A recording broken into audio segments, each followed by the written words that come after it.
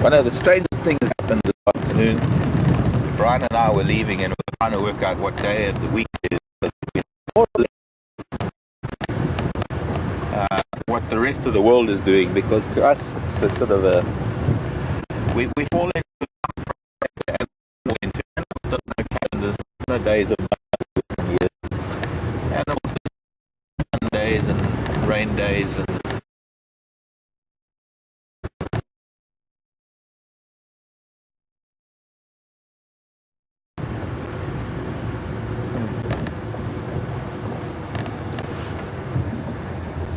Oh, Daker.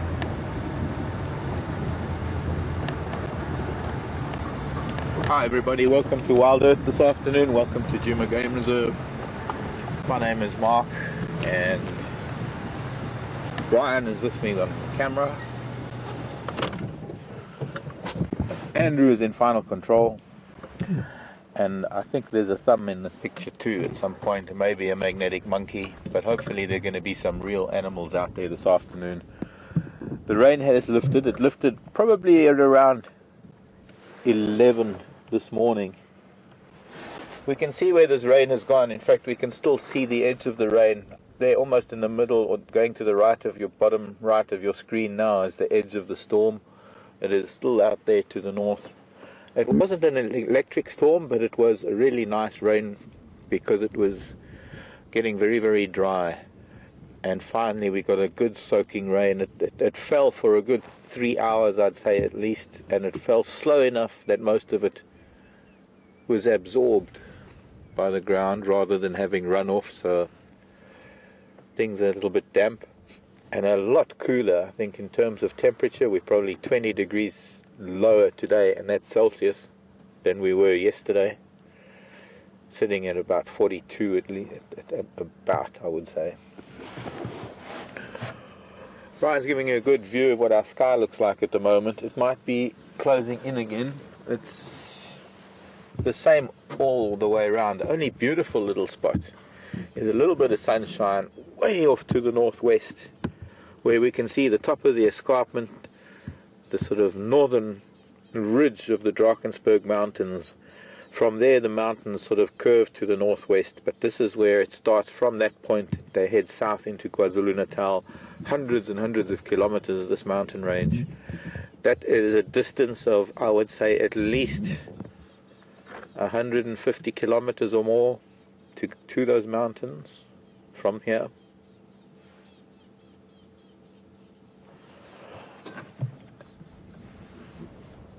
So, I need to turn the radio up, I need to get going. We're heading towards where the dogs were. I need to find out if anybody else has been there or going there.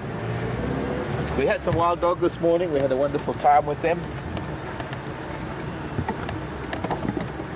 Up until it started raining. It started getting really, really fun as soon as it started raining, but it was more than just a drizzle that started, and so we had to leave. We ended up stopping at the gate to try and weather it out. I'm glad we didn't. Well, we couldn't, because there was a bit of a wind that brought the rain in sideways, and that made things very difficult for us. So we just put the plastic cover right over us and we tried to make for home, but we got soaked. And I'm hoping it's not going to rain this afternoon, because it's going to wet my new hat, because my old hat, which is my rain hat, is too wet to bring out. So what do we do? What do we do? Do we go and look for them this way, or do we go and look for them that way? I say we go this way. I need to catch up with what the guys have been saying on the radio. I heard Abel. Abel was probably the closest to coming to the dog. Hold on.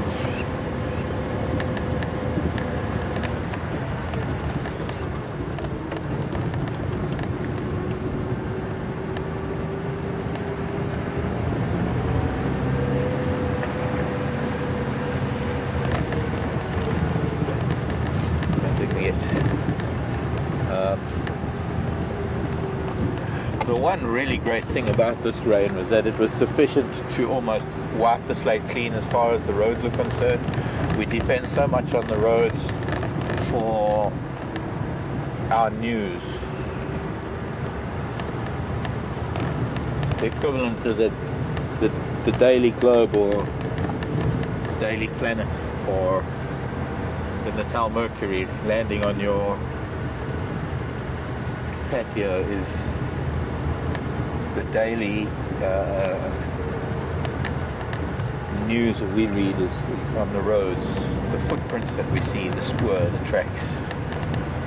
And a rain like this has wiped weeks and weeks of accumulated tracks that make it can get very hard to read the tracks, because although some tracks are new and they're very sharp and well defined, and as they age, as the wind blows and debris moves around, other animals walk on top of it and sand gets splashed, all the tracks become more rounded and a lot fainter than the new tracks. So you normally can pick up the new tracks, but sometimes it's nice to start from scratch. Now we know what time the rain ended, so we have a fairly good idea. Whatever we see that is really clear and clearly a track that has been made after the rain as opposed to during the rain, and I'll tell you about that in a minute, but we can have a fairly good timeline. Anything within the last few hours would be really fresh, like these Impala tracks that I'm seeing here. I've got no doubt that there are some Impala up ahead, which is interesting because it's not far from where the dogs might be. Here are their tracks again, most of the Impala. My guess is that the wild dog were where we left them at, that it was a tactical move to be where they are, because there are Impala that live here, they know that.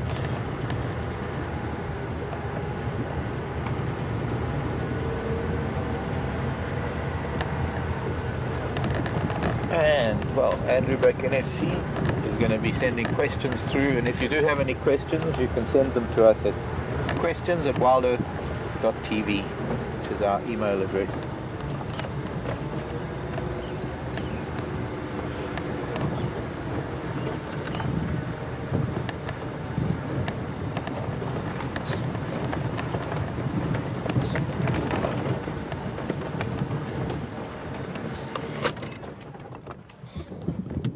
Sorry, I just got to...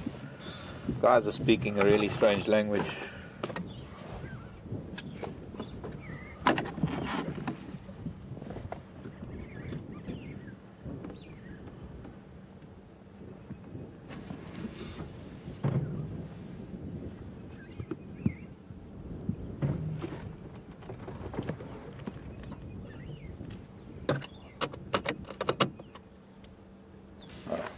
I'll have to talk in a bit. I don't know, they were talking about... I thought they were talking about the dogs, and then Aubrey said no, he's going to look for the dogs. I don't think anyone's been here yet. I'm not going to worry too much about the radio. What's interesting is that when we were with the dogs, they were finding themselves in deeper and deeper vegetation. I mean, really thick, closed bush. There were these little things that if you had to put one, there wouldn't be a way on earth that one human being would be able to curl up or hide away behind a little bush, yet there were sometimes 4 or 5 dogs hidden in those bushes. So they were making a play for some of the deep and most hidden places that was almost impossible to see how many dogs, or even if there were any dogs there. And I'm just thinking about it back, because while I was watching them, you know, it's a cloudy day. There's no sun. Normally it's a quest for shade, but why would they be so intent on finding that kind of shade? But then I realize why they were seeking that kind of shelter, because a hot day yesterday, lots of wattle starling. I think a lot of those wattle starling.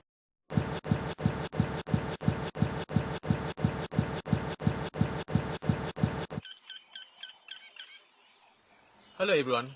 Being out in the bush and being out there live has its technical challenges. We're experiencing some of that now and are working on it as fast as possible to get it sorted and get you back in the vehicle with us.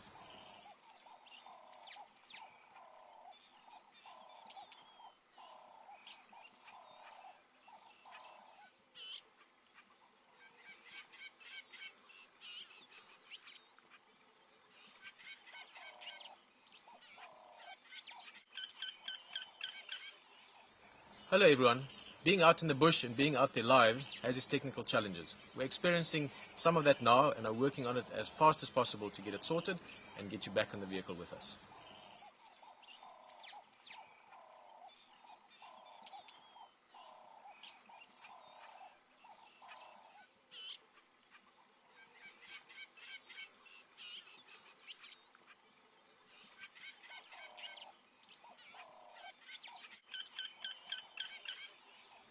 Hello everyone. Being out in the bush and being out there live has its technical challenges. We're experiencing some of that now and are working on it as fast as possible to get it sorted and get you back in the vehicle with us.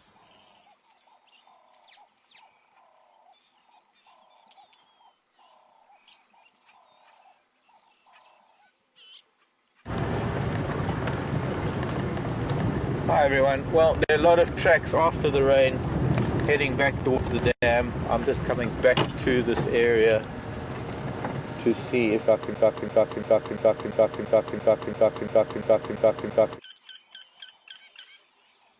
Hello everyone.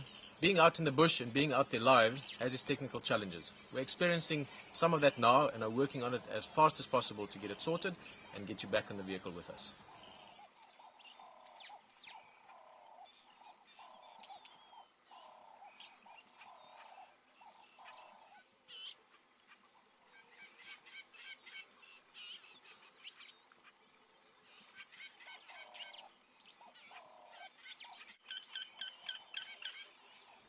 Hello everyone.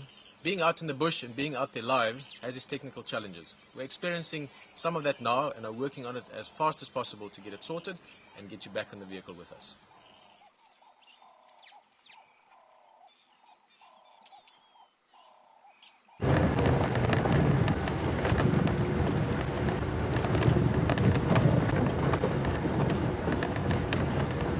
Hi everybody. Cloudy weather, we're crashing. I went back to where the dogs were sleeping. Actually, it looks like there were impala that came through here, and the dogs looked like they went off impala.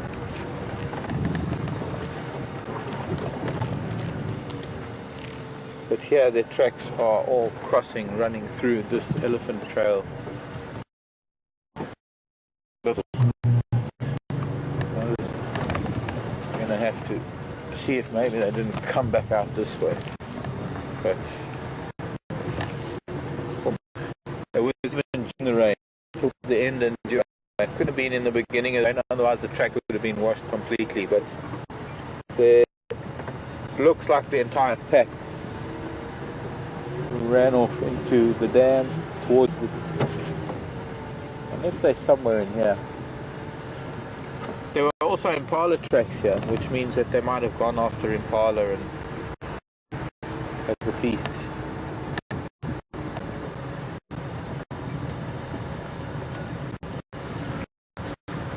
Save all that energy.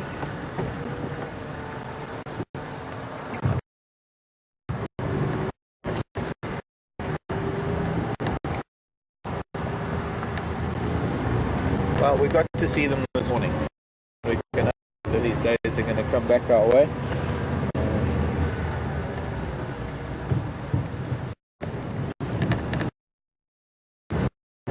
You can also see what we're looking at.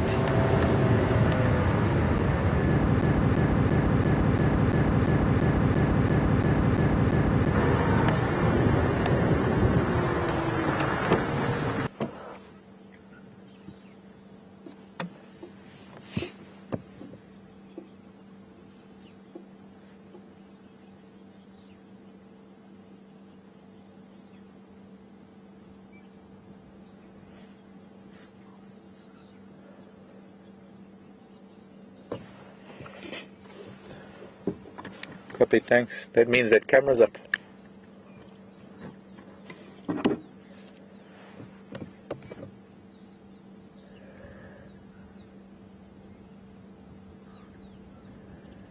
Maybe. I thought if I had a look.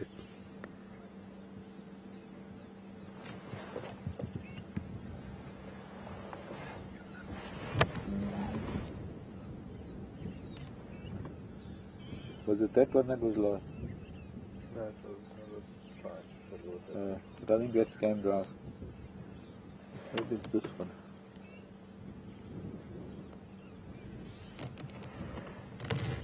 Or just the weather. This radio signal's really bad. I know there was a question from Wales asking about foreign languages.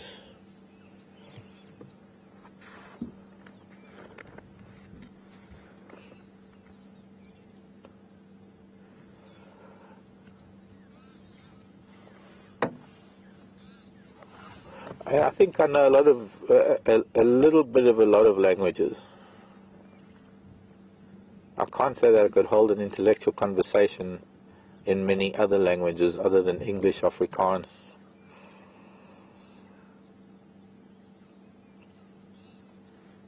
And that's about it. But I mean, when it comes to being able to speak and understand and follow and hold my own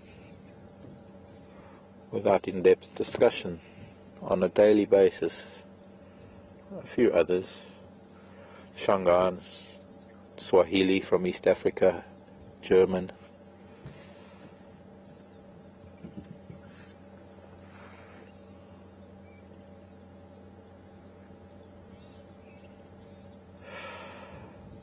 A little bit of Zulu.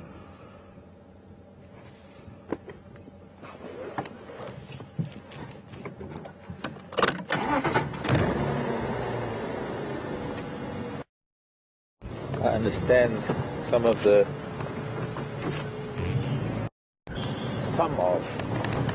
sort of Flemish languages, Dutch, and well, it's very similar to Afrikaans, so it's very easy to read. If people speak slow enough, I can understand, or if I speak slow enough, vice versa.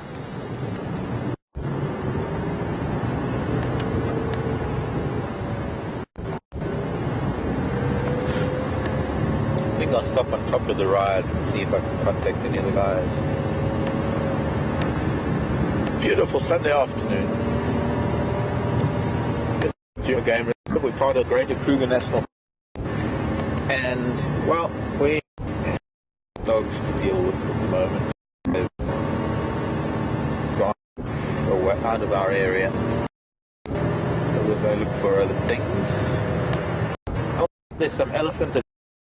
However, it's a little bit far for us right now. We're in a different part of the world. Maybe we can make our way there, but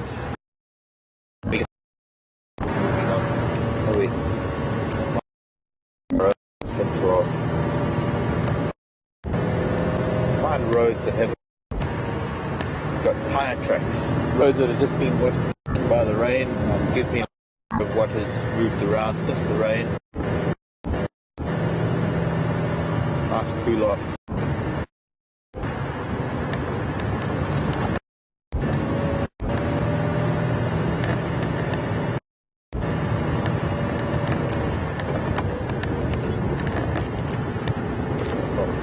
Bad.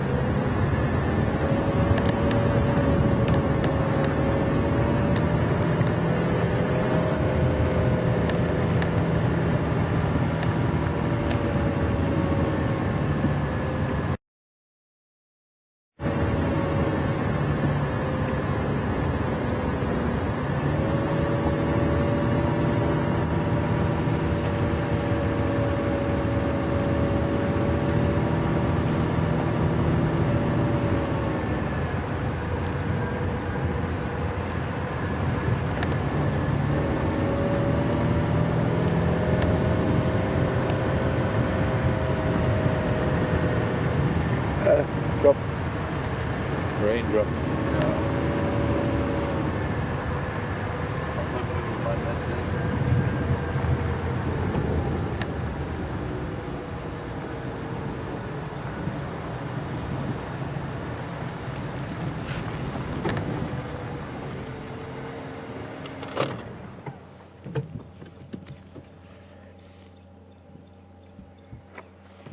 What are they doing on our channel?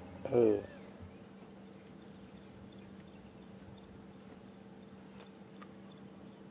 Afternoon stations, Mark getting mobile.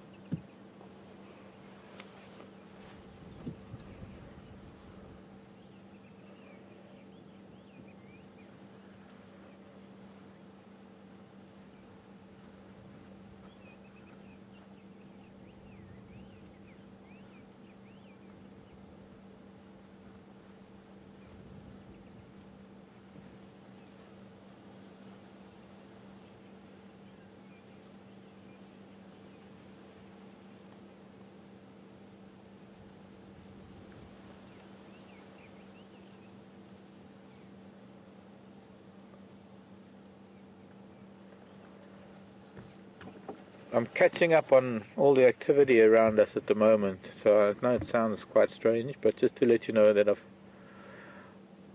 trying to catch up on what all the guys are doing, and to get a word in I have to wait until certain discussions, certain other conversations are over. Jackson, come in.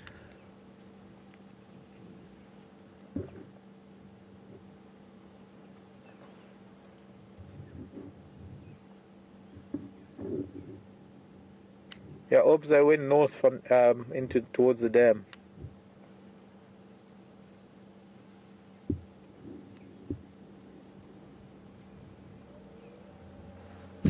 Where was that in Glove you had this morning?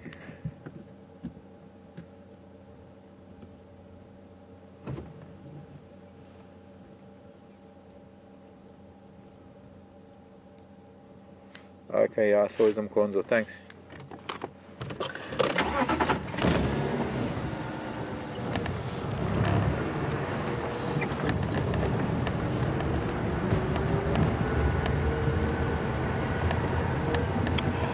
I feel good. Da, da, da, da, da, da.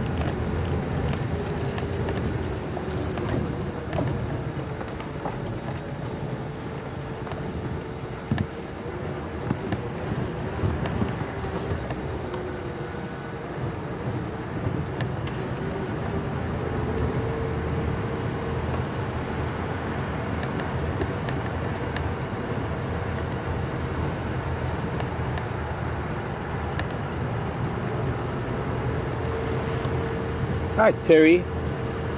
Terry's in Secunda. Secunda is a town here in South Africa. It's a little bit further west from where we are. Secunda, I'd say, is probably about 500, maybe odd kilometers from here on the Halfveld. Terry, do you know that some of the best thatching grass comes from the Secunda area? Secunda is it's an industrial little area. One of our biggest petrol refineries is up in that area. And Terry is asking about a project that was started many years ago, and if I'm not mistaken, Gus Mills might have been one of the people that started this many years ago, when it was suddenly realized that wild dog, I'm talking probably about 20 years ago, could be, in fact it is, even more, might have been in the late 80s, when it was suddenly realized that wild dog are not as plentiful as they are, the African hunting dogs, and that where some people were reporting wild dogs from different areas, it was discovered that actually it's always the same pack that all these people are seeing, but it is such a wide area that it wasn't really understood that wild dog could cover such a vast area. And so it was decided that a portfolio of all the wild dogs of South Africa needed to be made, and so the public was encouraged to participate. I think there was even a competition at a time in Kruger where you were encouraged to take photographs of any wild dog that you saw, and you submitted them somewhere, and that database was collected, and finally a map of the country's wild dogs was established, and I think currently, if I'm not mistaken, there are around 400 wild dogs in South Africa, which is not much considering the size of our country. We're a big country. But we're also one of the last strongholds of wild dog genes and wild dog population, as few of them as there are, because despite their protection and despite all the media, despite a very strong campaign to protect them, there are still farmers out there that are sadly destroying them. And when they put something out, they'll kill off an entire pack. I've heard of horrific stories, which I won't repeat. Suffice it to say, that's just a lead up to, because it gives you a little bit of background into the question that was asked by Terry from Secunda. Because Terry's asking, is there still a project whereby the they're asking for photographs for ID purposes. And very much so, Terry. It's actually very, very important, because you've got to remember, over the years, wild dog lifespan is not very long, and over the years, obviously, there is a natural mortality rate. There are pups that die, there are individuals that die, but there are also older dogs that die, and dens are passed over to the next generation. So the data that is collected and the data that is needed is an ongoing thing that can never stop. So that always. But one of the things that I've learned is that to be able to identify individuals, it's no good just taking snapshots of dogs, because one needs facial profile, or from left and right, a frontal facial, the left side, the right side, maybe the saddle, because it's not a symmetrical pattern. So when you look at a right side photograph, you don't know that it's the same dog. It could be another dog entirely. So it was sort of narrowed down to, if you can get the left side profile, including face, of a good image of a dog, that can go into a database, and I suppose the patterning is then somehow copied, and there are just interesting methods of maintaining that database, tomato.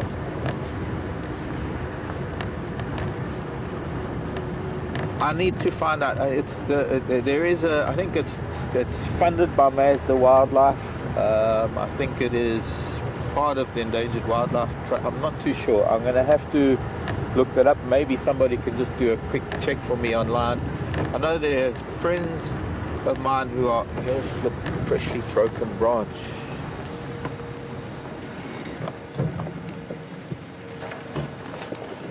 Friends of mine that have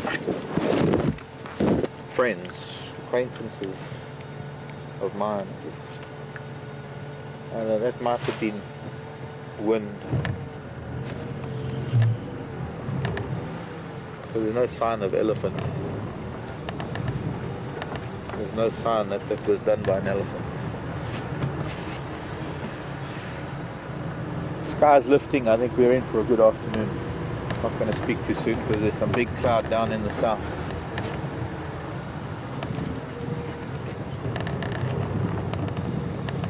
There was elephant here though, but it's been rained on, so it was a while ago. Maybe he just lifted his trunk and broke it as he walked by.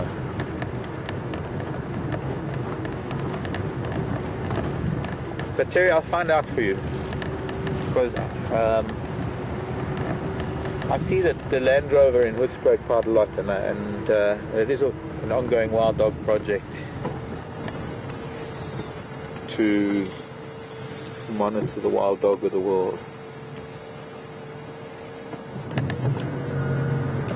Maybe try and find you an email address.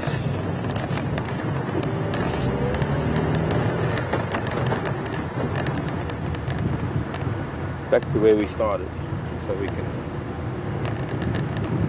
do another loop. The dogs are not on the cards this afternoon. We were lucky to see them this morning. If you missed them, stick around, because in days to come, I'm sure we'll find them again. No doubt.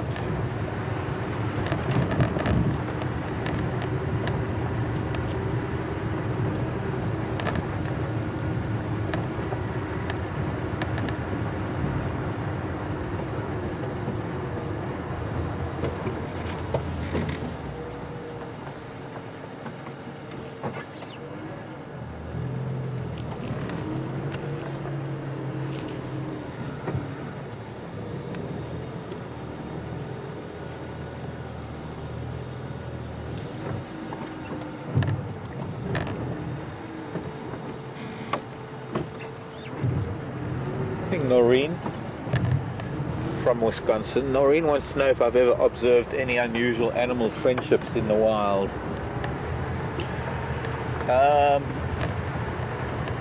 Animal friendships.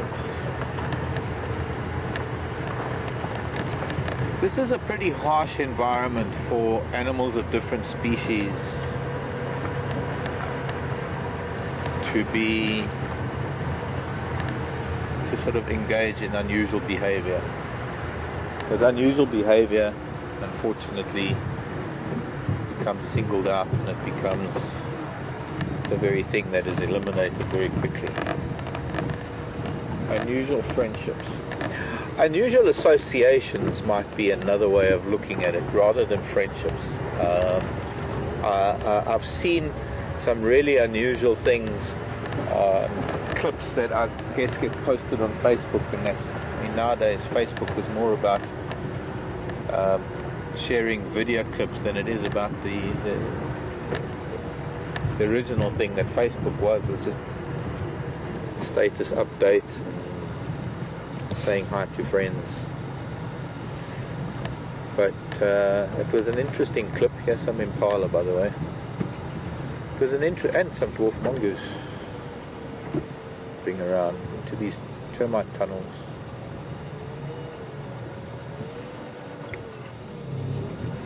Hey, little one.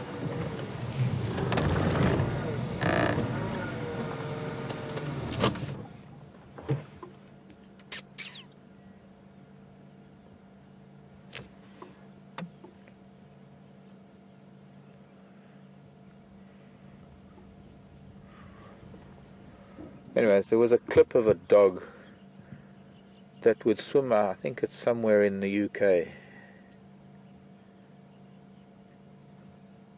I'm not sure where. But every day it goes for a swim in the bay where there's this dolphin that comes to play with, and the two of them play in the water. I think it's a retriever or a lab or something. But it's a domestic dog interacting with a semi-wild dolphin. And then there are, of course, captive animals that have unlikely associations. But out in the wild,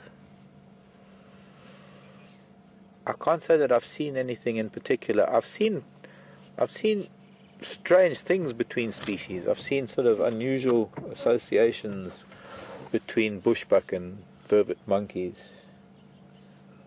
Hello, little mongoose. I've seen dwarf mongoose. This is a dwarf mongoose, by the way. I've seen dwarf mongoose and hornbills being in each other's company, and by all appearances it looked like they were enjoying each other's company, although there wasn't any physical contact. I've seen, and we've filmed in the past, some interesting interaction with baboons and warthogs. There's a hornbill. Speak of the devil. Speak of the hornbill, rather. Funny enough, it was yellow-billed hornbills that were jumping around with the mongoose. Maybe I have a mutual beneficial association. In the mongoose foraging, they always miss things that the hornbills are able to get, because the hornbills are able to sit higher up and see things that the mongoose might miss. Much like you'll find a chanting goshawk following a honey badger, because the honey badger gets so intent on digging for its meal that it doesn't see its meal escaping through another hole that the goshawk manages to capitalize on.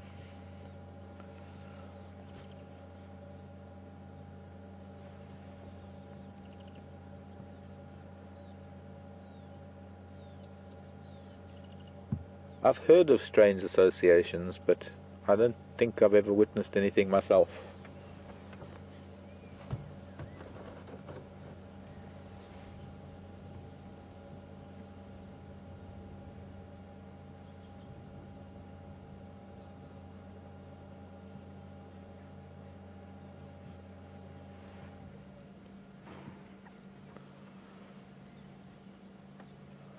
All fluffed up and nowhere to go.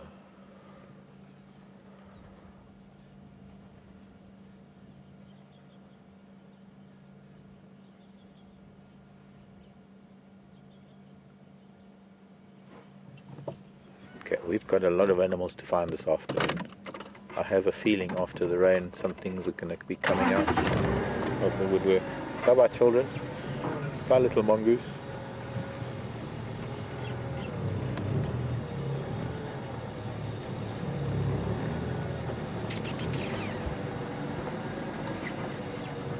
was a youngster, that one that we were watching. It was an adult that came along.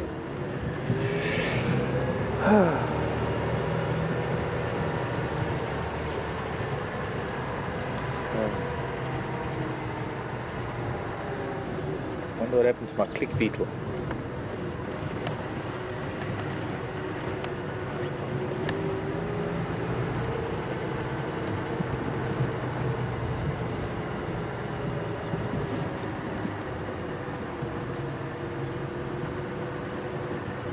Hello, Impala.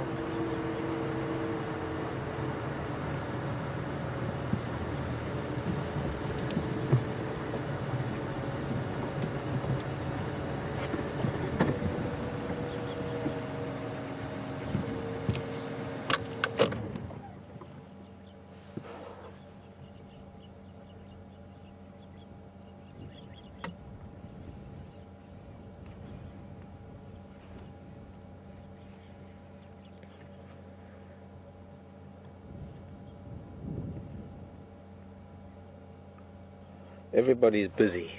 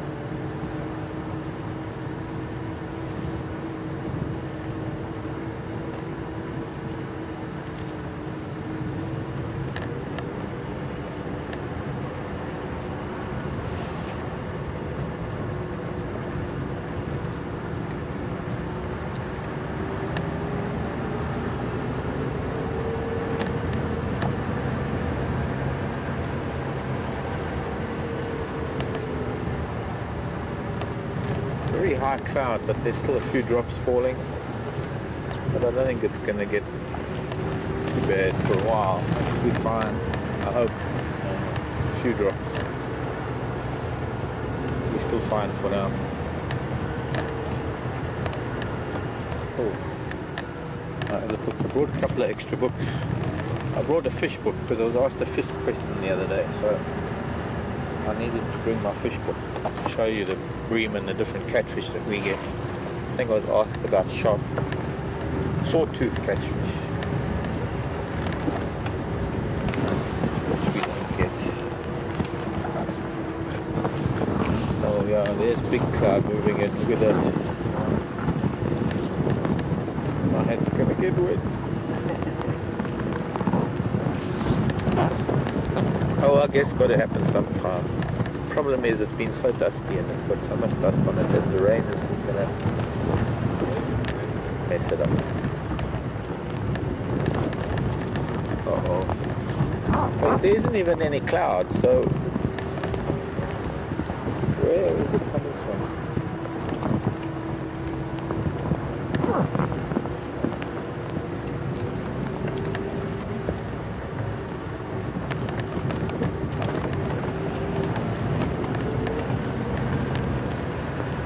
Okay, elephants swimming with hippos at Arathusa Dam. I'm going to try and get there, but if this weather is going to start moving in, there's no ways that we can get to, as much as I would love to.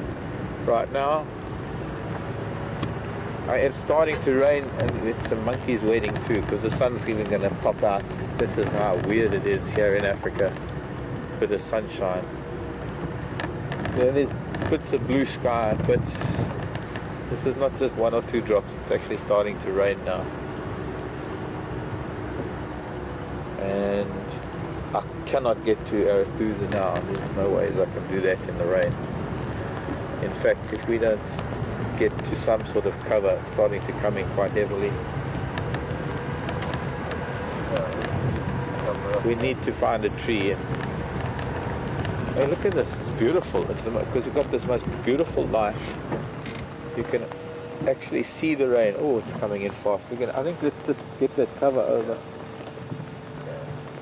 I don't think it's going to last. I don't know if it's going to last long. It's the weirdest rain. We've got sunshine. There's virtually no cloud. Unless you just put this blanket over stuff. Find my click beetle. Click beetle was on my blanket.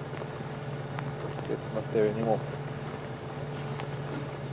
Cover books and things, and hope that it slows down and stops or something. But we're a little far away right now to get to quarantine, but we're going to have to try and get there anyway.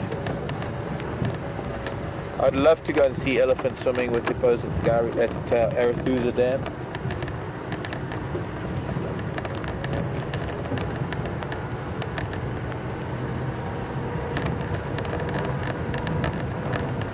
Could you pick up that sort of rain? I can see a bit of water on our screen.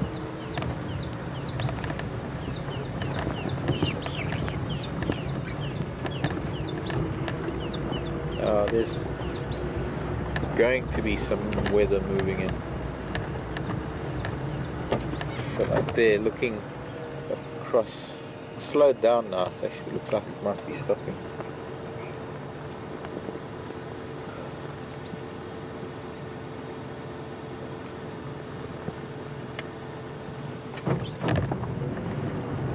Down there.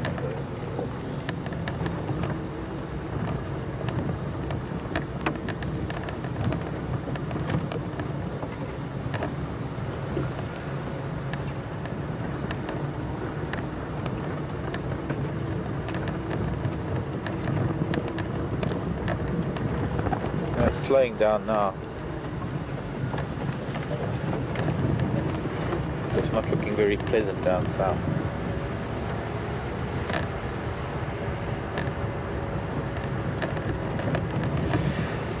Good, we don't have to raise some cover. Just a quick shower. Didn't get too wet.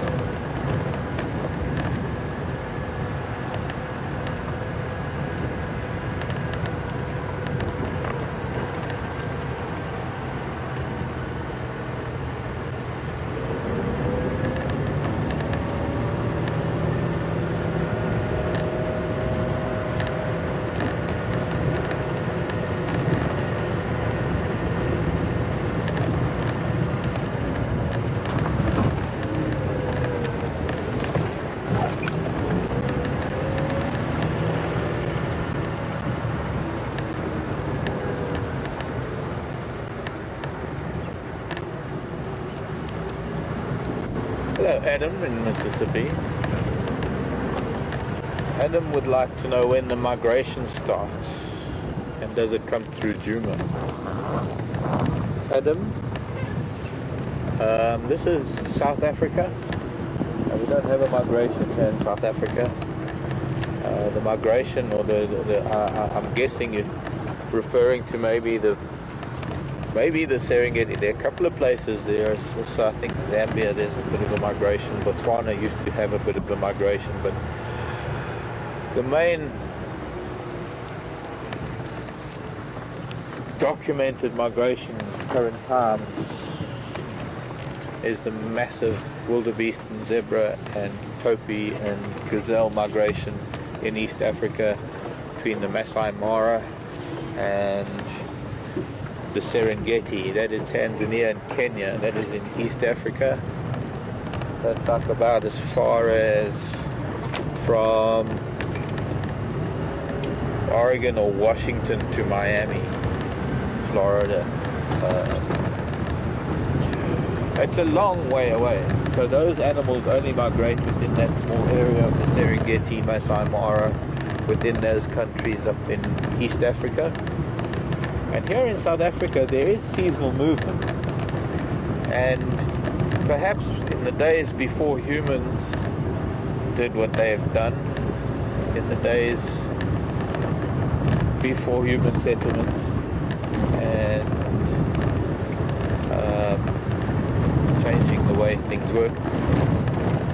There seemed to have been a natural movement of wildlife from where the Kruger National Park is now to the escarpment, the base of the mountains.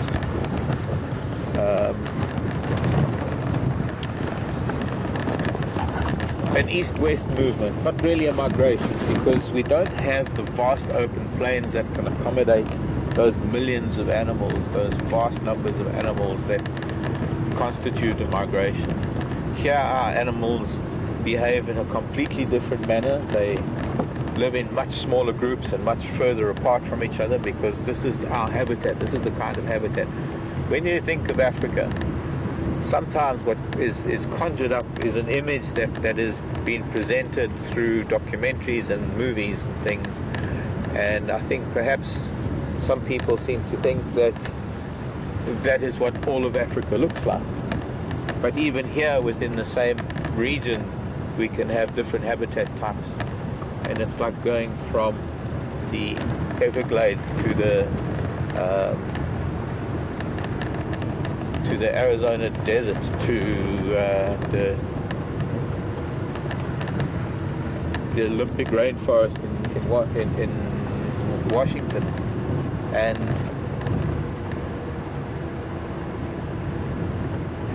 it's kind of like me looking at a picture of America and thinking that everything looks like Arizona. Meanwhile, there are far, and then there are the beautiful forests of Oregon and the chaparral of California. There are a lot of different habitats. So for Africa, it's a very much similar thing, that it's not homogeneous.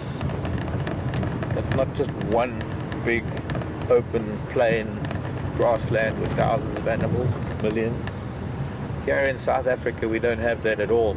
There are areas in the Kruger and in the east of us that have open plains, but not in the scale of the Serengeti and the Mara, where it's actually just all one habitat, but it crosses two countries, so it's called two different things. So it's actually just all one wildlife area. So for us, the migration doesn't come through Djuma, because there simply isn't really a migration here in South Africa. We do have seasonal changes in animal densities because of water and food availability, and the fact that perhaps sometime in the past there was a seasonal movement of animals. In the wet season they would flood the flatlands of Kruger, and then towards the dry season they'd move into the more fertile regions against the mountains, those Drakensberg mountains we saw earlier, the foothills of those mountains. So there's a much higher rainfall, and it is a lot more lush and green. Unfortunately, those lands and those areas were claimed first by humans as the best agricultural lands, so it pushed wildlife a lot further to the east, and there isn't really that amount of movement anymore.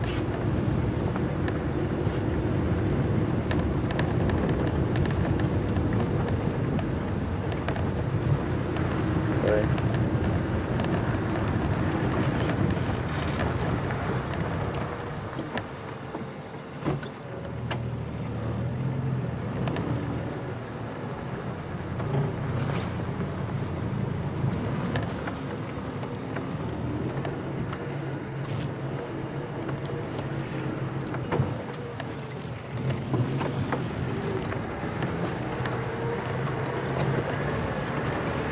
Beautiful sky now.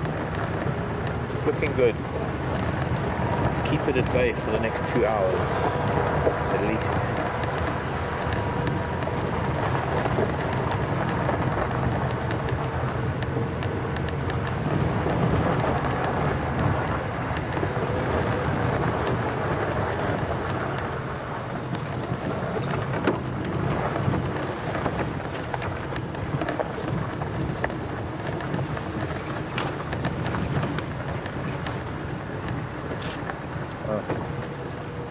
Ellies have left the waterhole. Which way are they going? Because I'm on my way there now. I was secretly going there because the rain stopped, and we're on Arathusa already.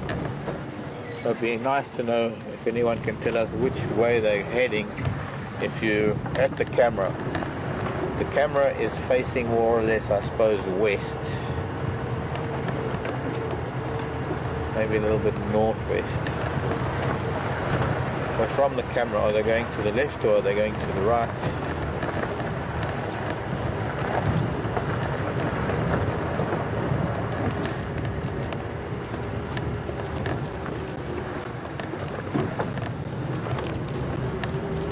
Hoping to get there in time, but you know, as I said, we were quite far away, and we still are quite a distance away, and I hope we'll get signal there.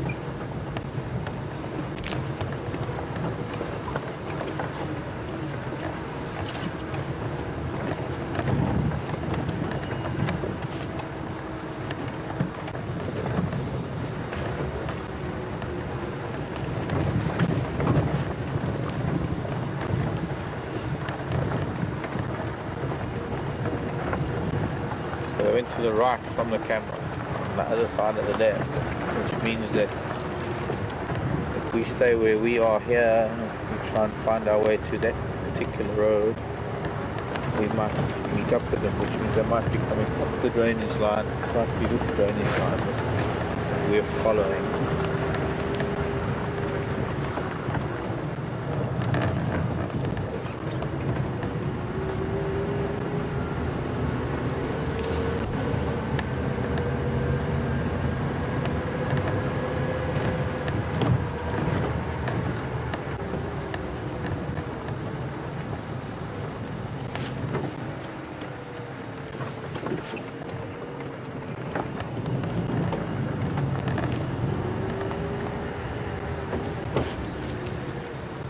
Giant land snails out. That's a big one.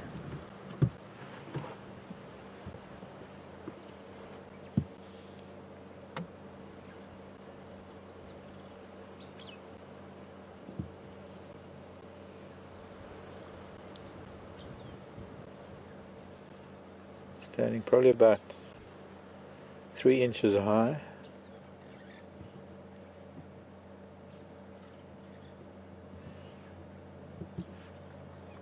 Interesting posture for a snail, I have to admit.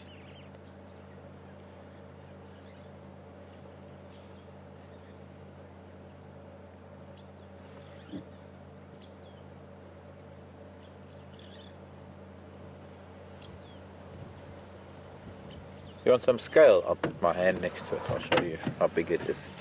Nice big one.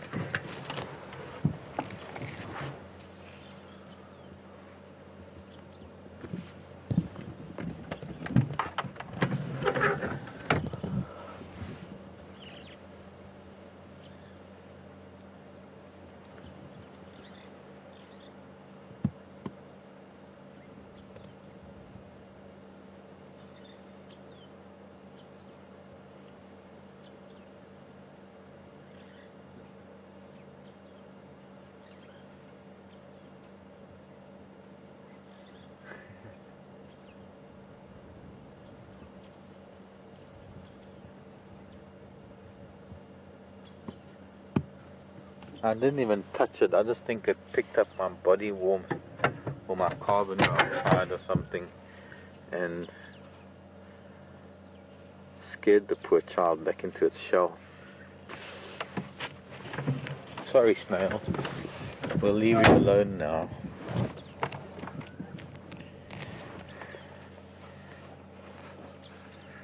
Achatina, quite an incredible creature.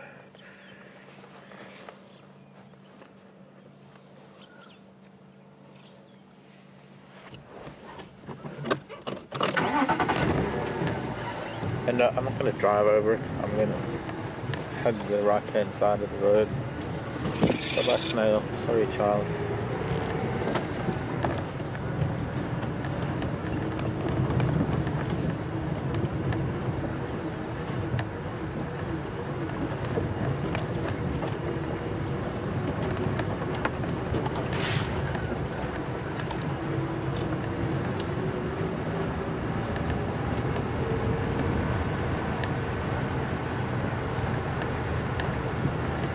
Hello, Sandy in New York.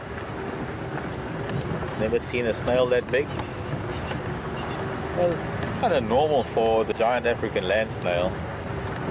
Might be even the last time we see one this season. Hasn't been out probably since the last rain. Look at this beautiful light. But look at that monster black cloud that's rolling in behind those dead trees. Let me just wait. I've got to show you this.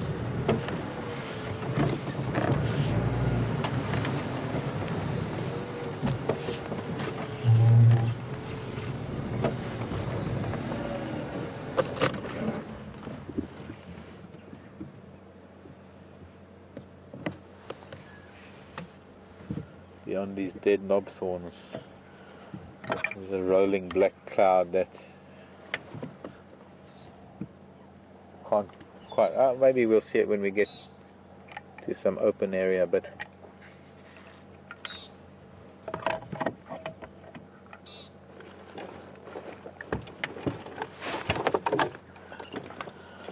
I think there's trouble on the way.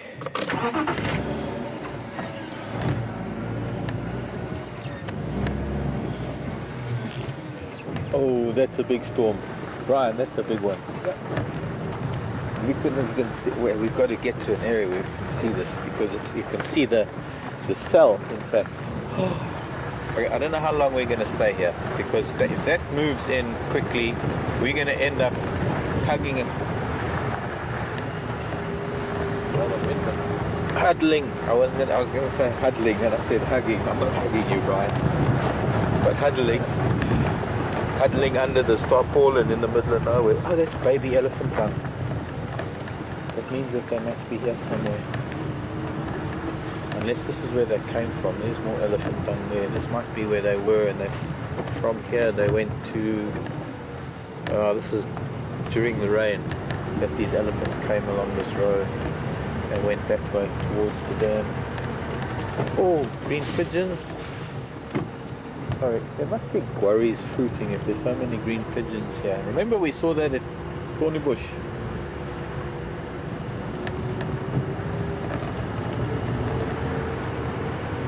But we've never really noticed it, we've never really seen it at Djuma.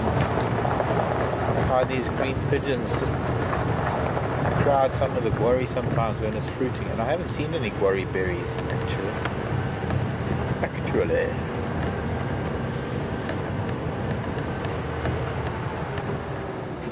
These are all the elephant tracks going towards Arathusa Dam, so I'm guessing this is where they all came from. Doris.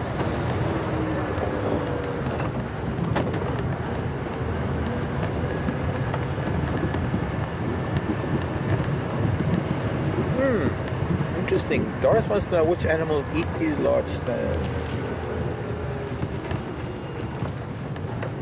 The only thing I know of, Doris, and that is not as adults, but as juvenile snails, is the white-throated monitor lizard. And I've seen it on numerous occasions how monitors will deftly dig up in the dry season, I suppose hibernating, that's the right word, estivating, that's the right word, the dormant land snail juveniles, because they're soft, they're small enough, they're only like a little bit bigger than maybe your average garden snail, but they're not really that big, and they have a soft enough shell, and these monitor lizards dig them up. This was all before the rain or during the rain that these elephants were here. And then they went to Arathusa, so now they must be somewhere. Well, hopefully we'll find them. Maybe my elephant radar is working today.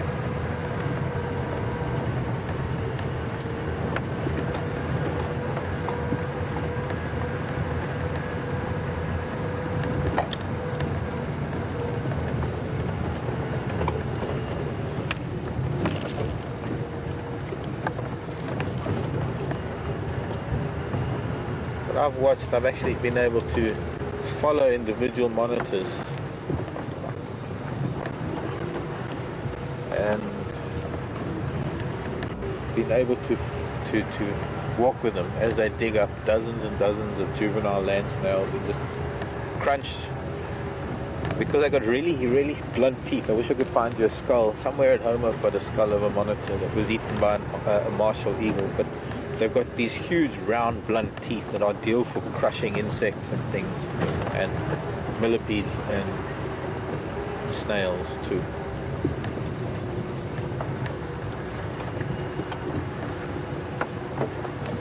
Go this way around. We can find these facts. Fortunately, it's quite a big storm over there. Mostly moving a little bit more north than northwest. Don't want it to northwest. We might actually be lucky being on Erith because it might move over Bushelshoek.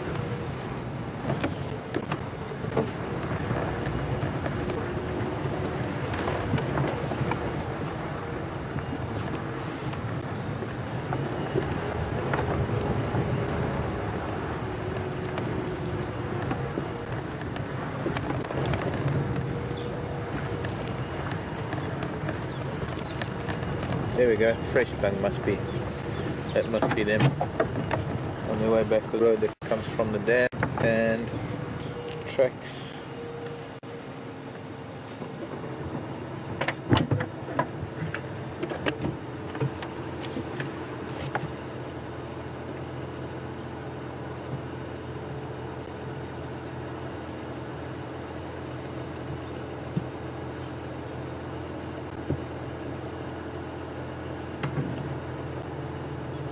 A little bit warm inside, but a little bit cold on the outside to be those aliens that were leaving the dam only a few minutes ago.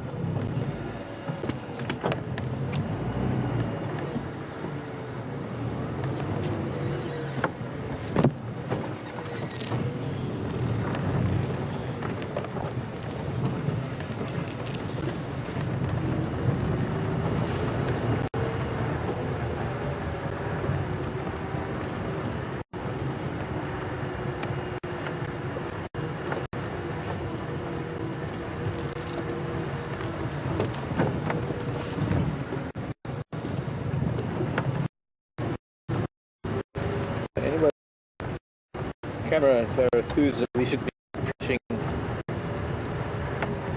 the open area to the side of the dam. I'm hoping, more or less, you said the elephants. I'm going to check here in the open area again. Deep water buck. Deep water buck. Nice water buck. Another big male down at the dam. So we've no doubt come from the direction where you said the went. We'll find them and say hello to everybody. Hello everybody. Spatula group of waterbuck. This is a lovely big male with his ladies. And hippo.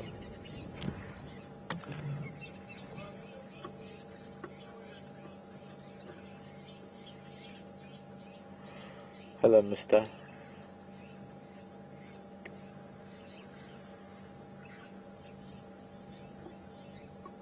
And Mrs.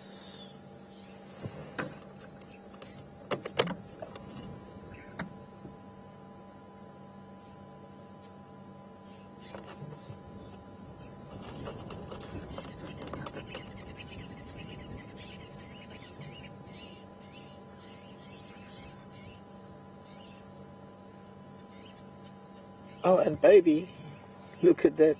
Where did that come from? Just popped out of nowhere. Isn't that the cutest?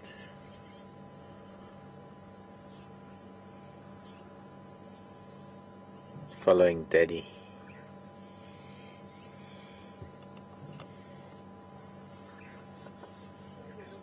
Oh, look at that. Those two. They were nuzzling noses.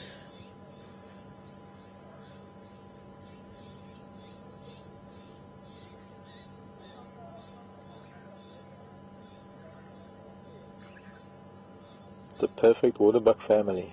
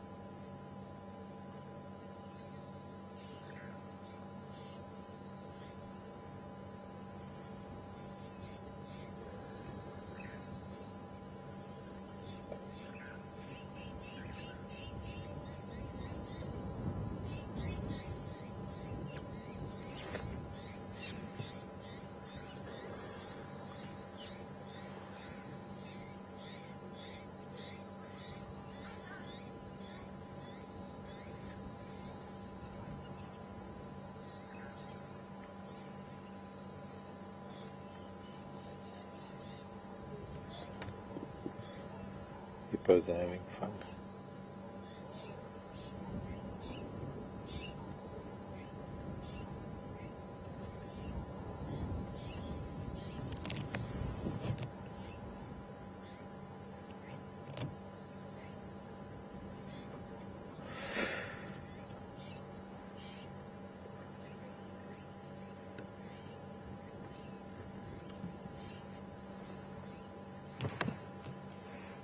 Hippo? Sorry. Yeah, I was waiting. Huh? I was waiting for him to come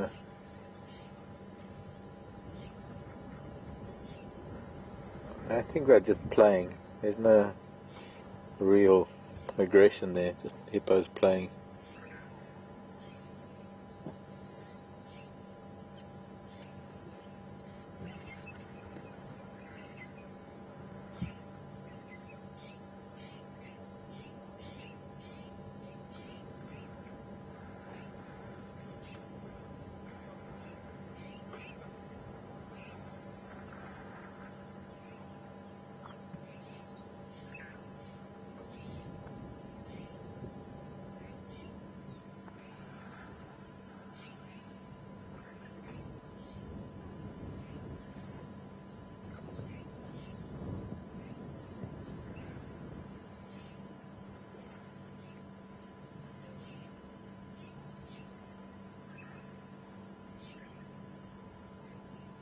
And no, that's not really kissing.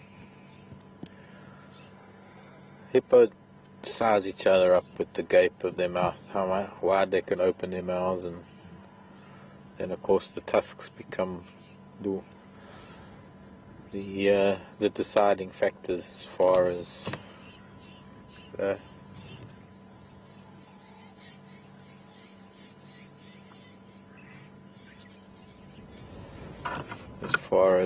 who's the bigger and badder.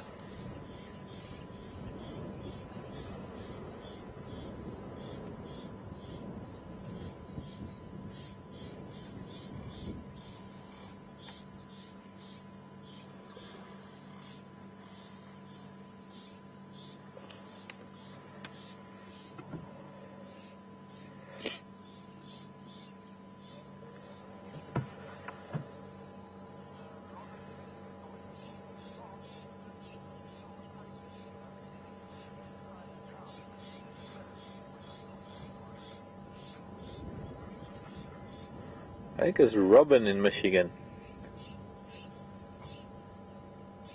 was asking if I just touched the ellie dung to test the temperature. I did indeed. Robin is a nurse. Want to know where my hand wipes are.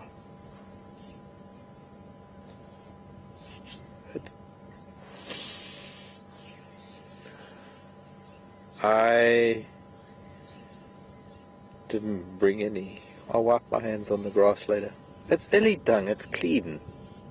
It's not like lion dung or something, it's elephant dung. It's just masticated vegetation.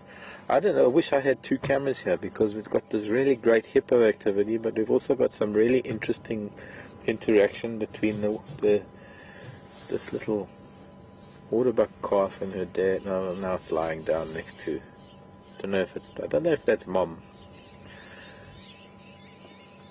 or if it's auntie.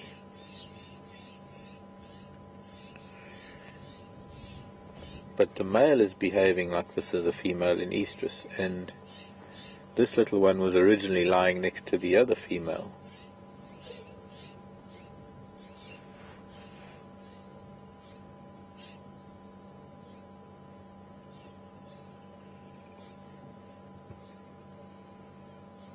And then there are the 4 boys that are prancing around in the courtyard next to the rooms.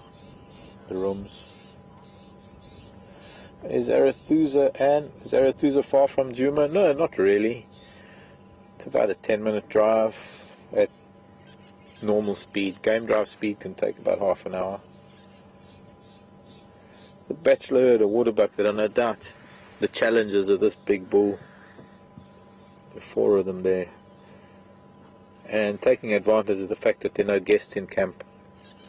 But these are waterbuck that have become quite accustomed to people around them because they live here at the dam, so they're quite comfortable on the lawns until, of course, the lion come and kill them. Often in camps that I've run or in places where I've been where guests haven't been able to come out of their tent or their room because their lion feeding on a waterbuck on their patio, virtually. And these 2 hippo are having an absolute ball.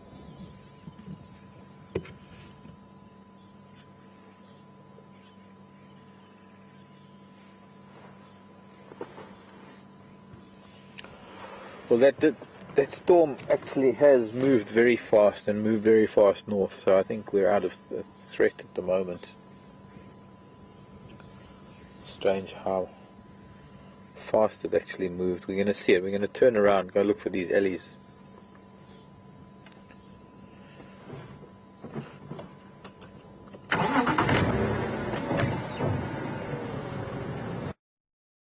They'll let us come past them, and we'll turn around and come back this way. We'll see it all from a different angle with better light. In fact, now that the sun is just popping out, we can't give up on this opportunity. Sorry children, please don't move. Please don't move. Just the picture perfect. Perfect picture perfect.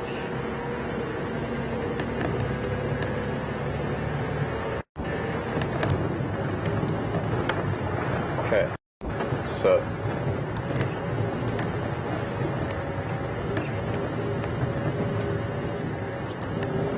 I don't want to just turn on the grass after it's been raining, so I'm going to turn here where the road is.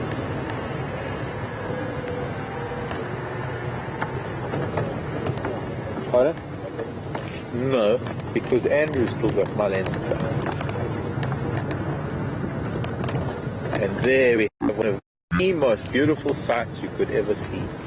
The dark sky in the background, the dead trees, the dam, the green, the blue, the water, the everything. It's like one of those perfect afternoons.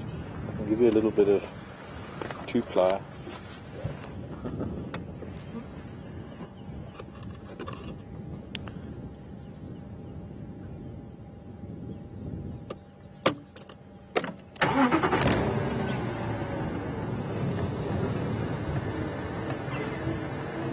So now if we see the waterbuck against that backdrop of dead leadwoods, that is a postcard picture. Picture postcard perfect.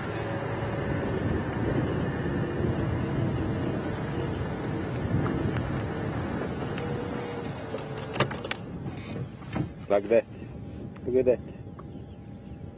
We should have been here with the ellies, but the ellies are gone already. And when they were here, it wasn't this color. But that is beautiful. Oh, that is just so amazing. Looks like that storm's moved over to Manuleti.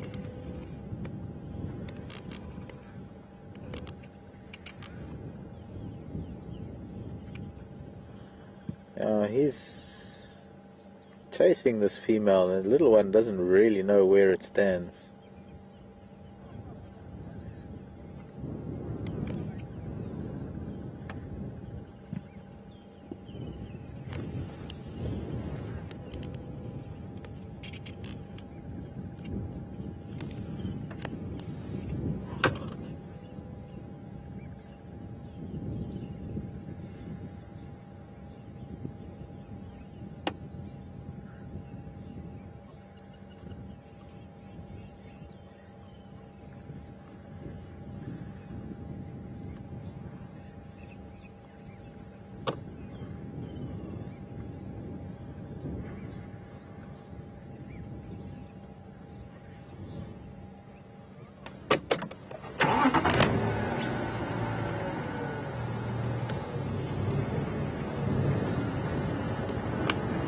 Yeah, I've got to show you something that's really, really weird. Those waterbug bulls have gone underneath that wooden deck. I never thought animals would get themselves into such a tight position. Oh, getting dark. Wind's blowing, weather's coming in. Really strange, really unusual. And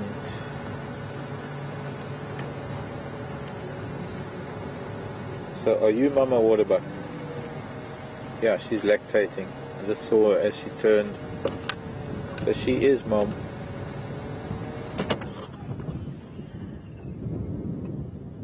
And maybe, because this little one's a couple of weeks, maybe she's already coming into estrus. I doubt it though.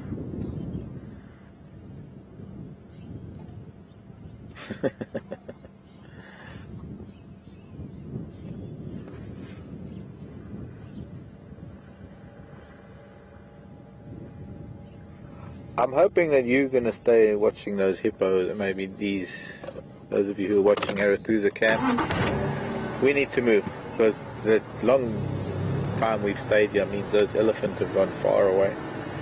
Thank you, Mrs. Waterbuck. Look after your baby. Don't let the cats catch it. Okay, now that's about the closest we'll ever get to a baby waterbuck. So furry, so fluffy, so...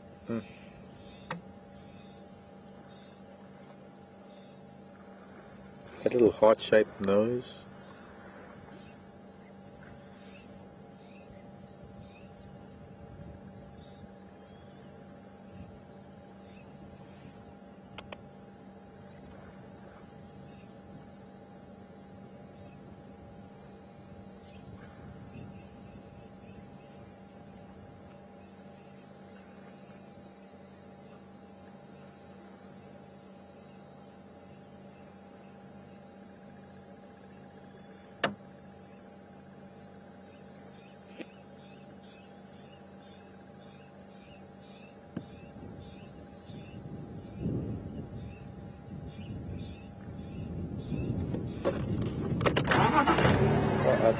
I could sit here, but the hippos playing the way they are and waterbuck doing what they're doing, and this little one could sit here for long. But thank you, Mr. Waterbuck. Thank you for allowing us this little bit of time with your family. So I guess that just intimidated him too much. It's fine if you drive past, but don't stop and talk to him. Seems he doesn't like that very much.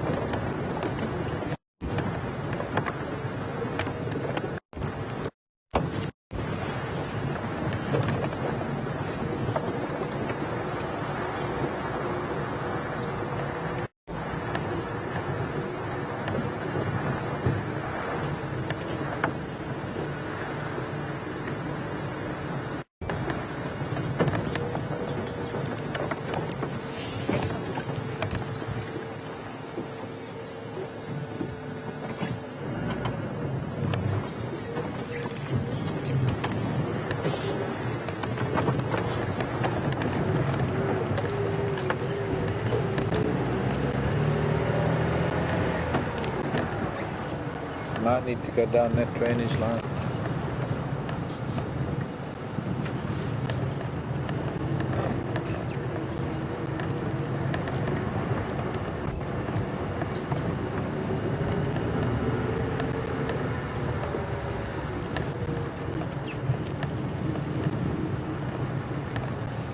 The only way to really tell sometimes the proximity of elephants, if you're following them, is to feel the temperature of dung. Obviously it comes out very warm and cools down fairly rapidly.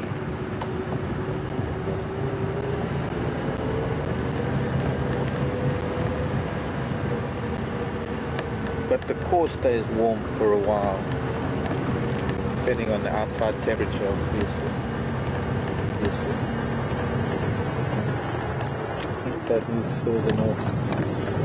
Go and check. But they didn't come up this way, so we've got to find a way to catch up with them northeast of us.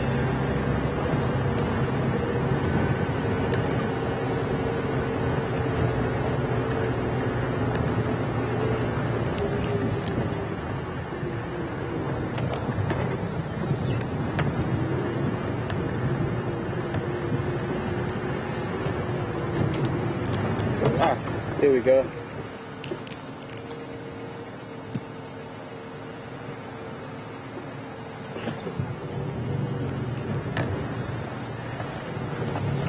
But this is just a young bull. It's not the... Although he looks like he's been in the...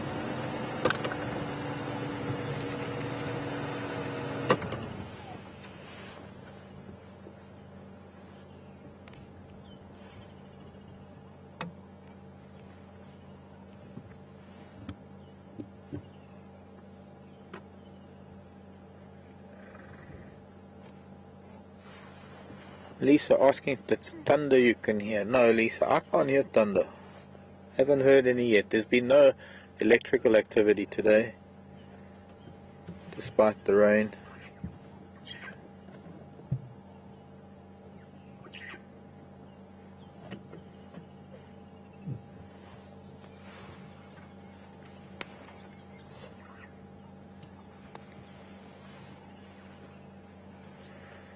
Lovely young bull.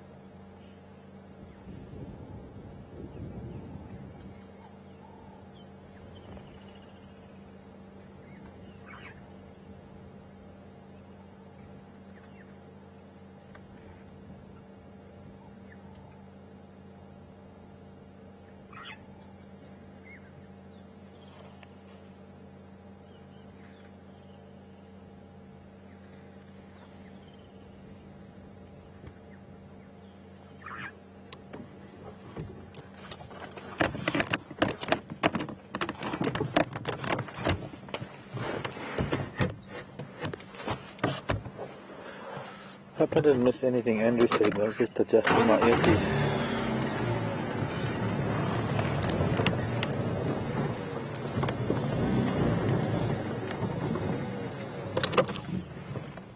So you got to adjust your camera angle all the time.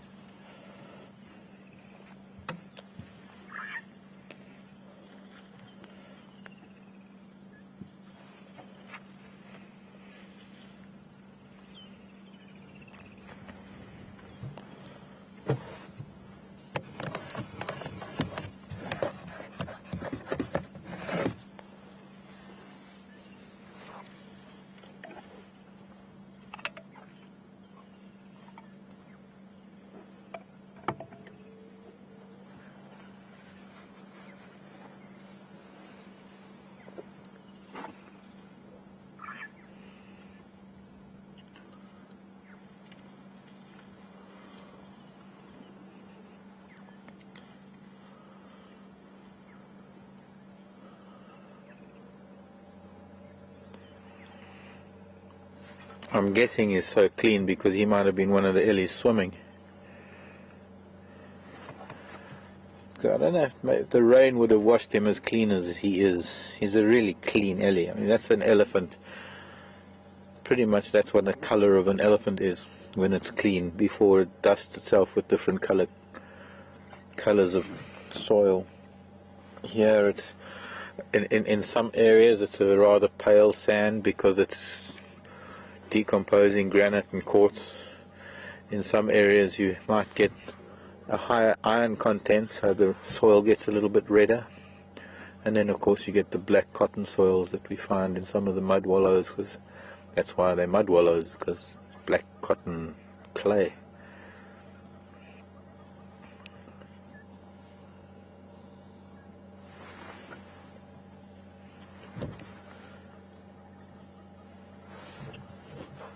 Let's try and just roll back. Come on, gravity. It's not working. Not working. He's going to come around this fallen tree anyway. He's going to come around the front of us soon enough.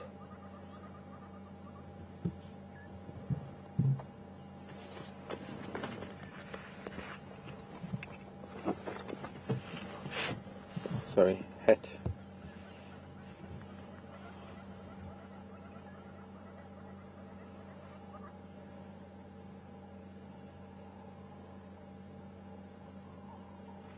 We're just going to wait for him.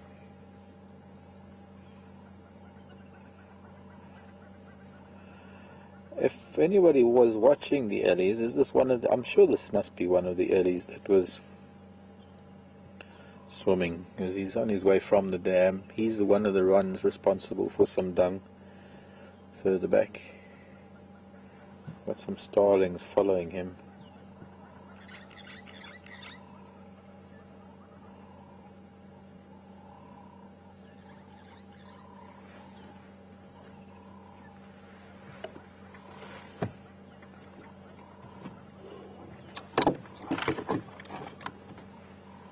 Did he just break?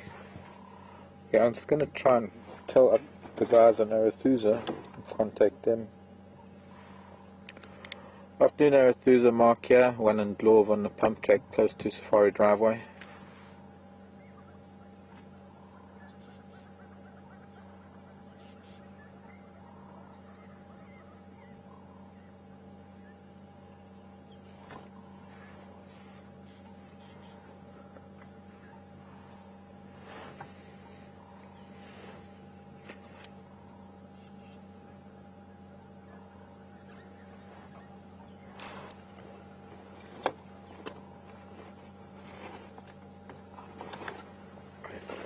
Try and keep my head out of the picture.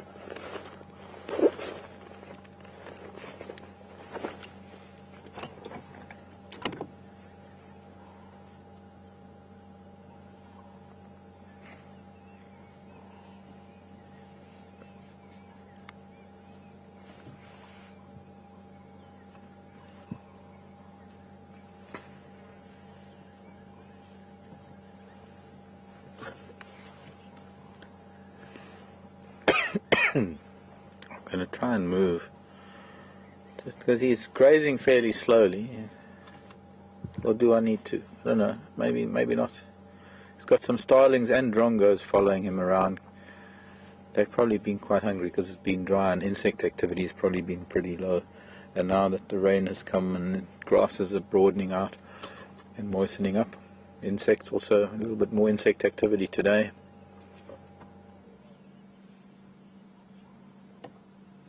A lovely young bull, this, and such clean tusks. But I guess he's been swimming, so he's clean all over. Looks like he must have had a really good time in the water.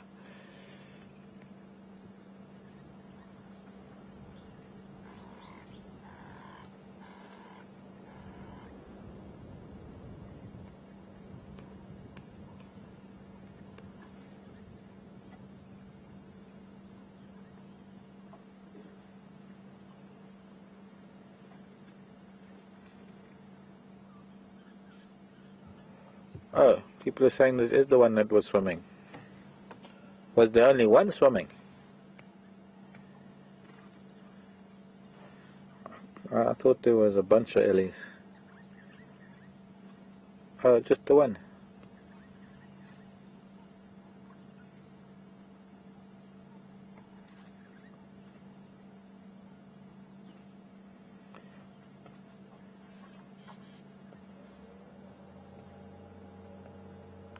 So I guess my ellie radar's working today.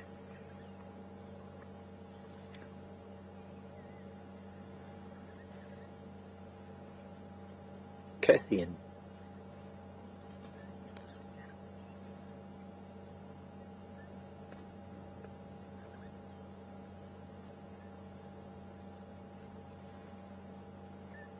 Hello Kathy. Down in Tennessee.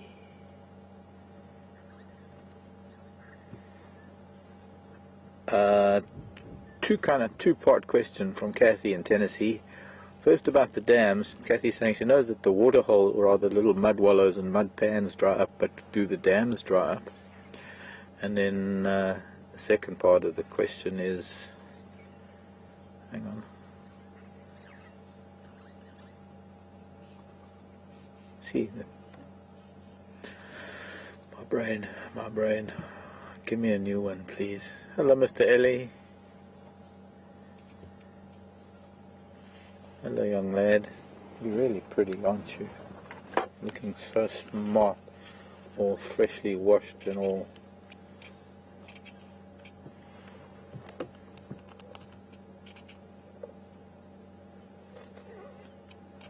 But Kathy was also asking whether the animals are sort of more active in the summer months than the winter, the dry season.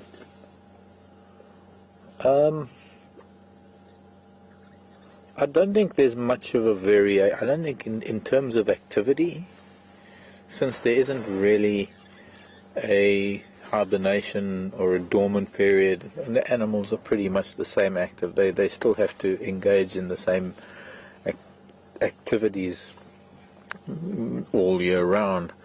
I suppose in some cases, or in certain species, but I suppose in some respects, winter food is less nutritious and maybe harder to come by. So it maybe takes animals longer to feed or to find the right amount of nutrients, or rather to. So maybe the feeding behavior changes dry season. Not maybe, it does. Definitely does. Feeding behavior does change winter, summer, and that may be in some of the months. In the summer months, when food is abundant, there's more time, because it's lusher and greener, there's more time to take off of actually selecting the food for a lot of herbivores, where they can actually spend more time ruminating.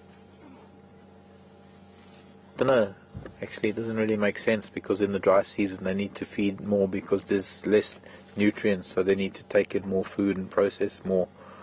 So no, I don't think there really is that much change in the intensity of their activity. The animals still do what animals do, summer and winter. I just think it's how they do it that maybe changes. He's going, guess where he's going? To the airstrip. Just in case anybody wanted us to go to the airstrip. Well, sort of.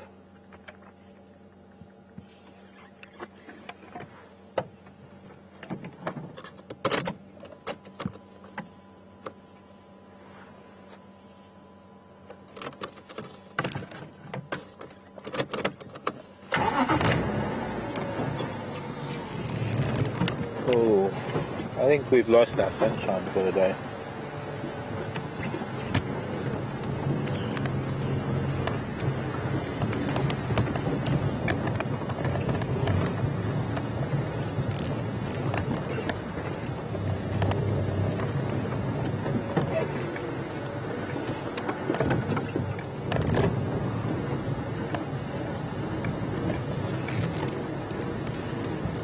Pushed over marula tree. I'm going to feed on that for a bit. Coming up onto the right southern end of the airstrip. And so I think what I need to do is can't really do tree trunks and things. Sorry, the northern end of the airstrip, not the southern end. Northern end.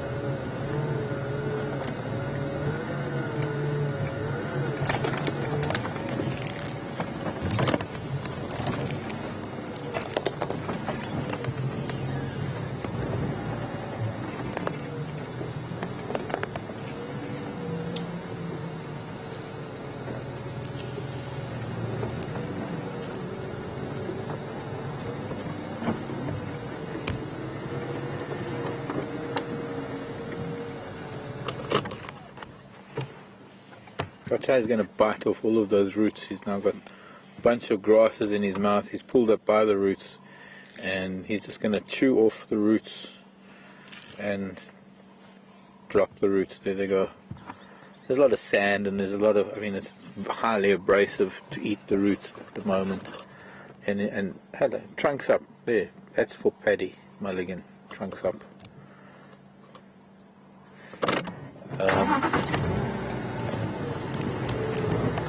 Stark contrast to how they feed in the dry season, because the dry season the blades of grass hold very little in the way of nutrients, but the roots do. So in the winter and the dry months they'll pull the grasses out by the roots, and they'll actually slap the roots against their chest and against their sides to shake off all of the sand and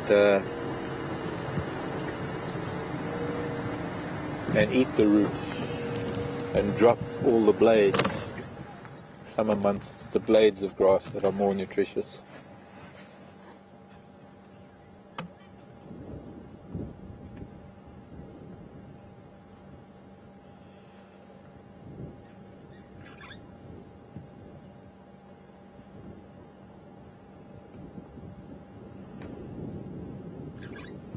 And the title of that photograph is Elephant Unleashed.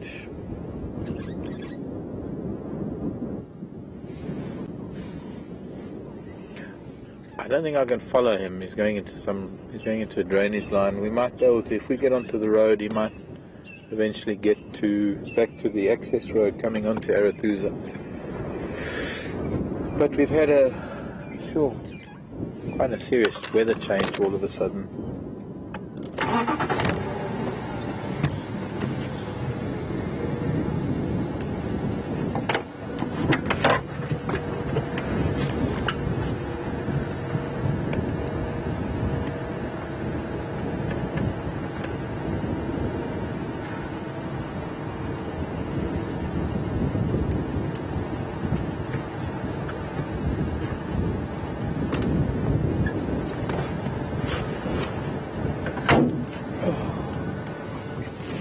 Boy, a bit of a temperature change of note.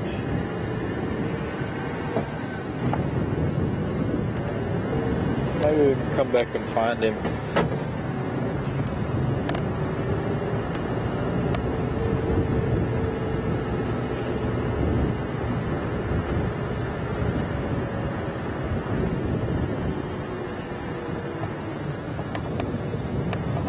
Let's go up the airstrip a bit. I'm going to come back to this road. Just want to have a look from the windsock looking over to the southern end of the airstrip.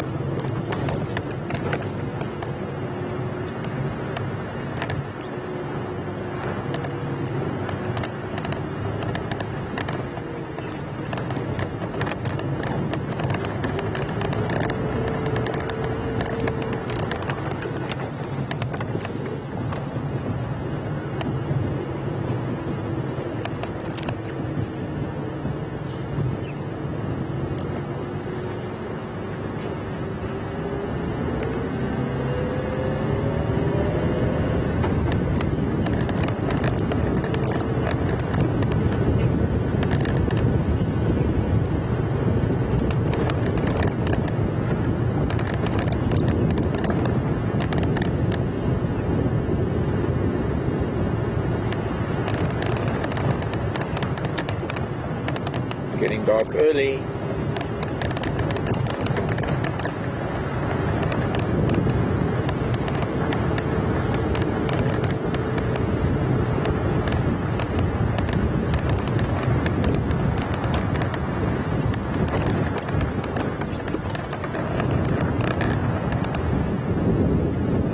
Can we go to the hyena? I think that's what we should do now. Yes, some people are asking, with this weather, oh, there's a strong wind coming in. I think we're in for a pretty heavy night tonight, weather-wise.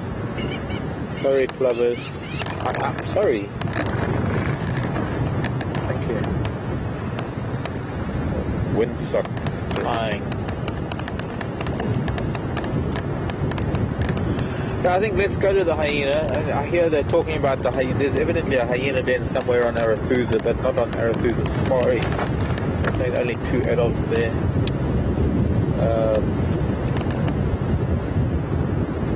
I think under the circumstances, that's our best bet, is to start going towards the hyena den and see what we might find there. But there's some pretty heavy weather coming in. This wind has picked up pretty strong, coming in from the south.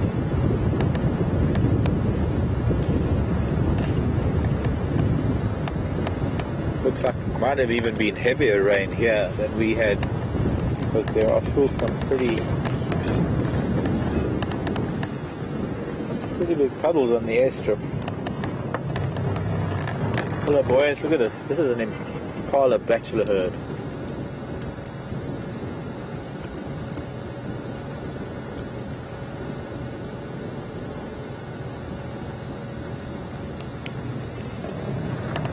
I was hoping that maybe we would see the piglets that live here, but I don't know where they are. Maybe they're already in their den.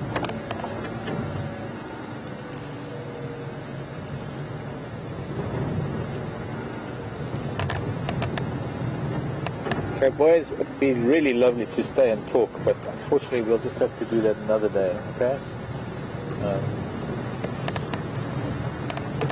Take care tonight. Mind the cat. You have to worry about dogs.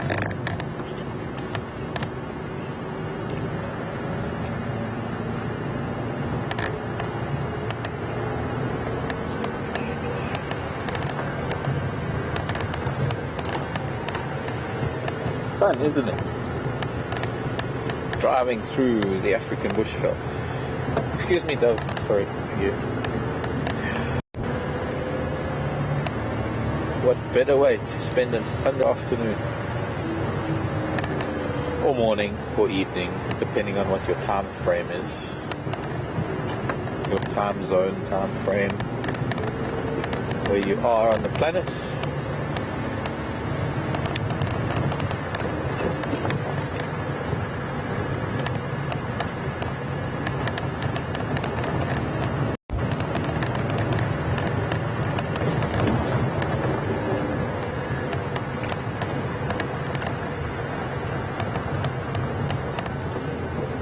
I think I've been asked this question before. Hello, Anne, in Indiana. Have I ever heard an elephant sneeze, and do they sneeze?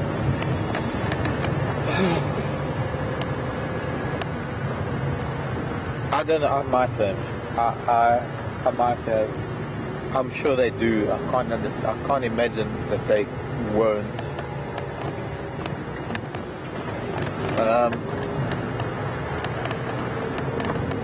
And it's not something that I would have. Oh, it's well, no, maybe I would have. No, I don't know. It's hard to answer that question, because it's like some people asking certain things about, like the question. Hold on, sorry, I'm trying to pick.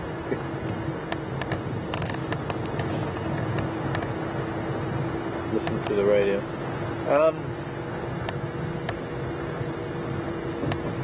Some people ask a question, the most amazing moment, or the most memorable moment, or things like that, but I've suddenly got to think of 50 years of experiencing nature and trying to think of the most or the best or the, and I can't even come up with one. So it's kind of the same.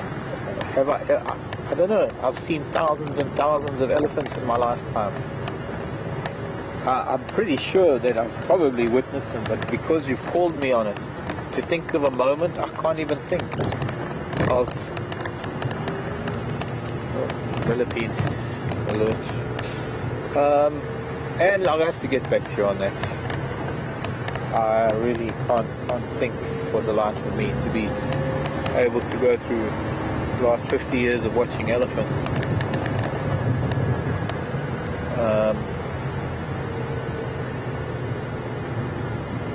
Thinking of a moment that I could pinpoint that yes, that was a moment where I noted that an elephant sneezed. I probably witnessed it, but yeah, anything with a nose sneezes. It's a visceral, it's an instinctive bodily reaction as much as breathing is, because the nasal cavity is being compromised. I'm just going to go back along the access road, just in case our little Ellie bull has come out onto this road before we go back towards the hyena den. But I think he might come up towards this road once he crosses through that drainage line.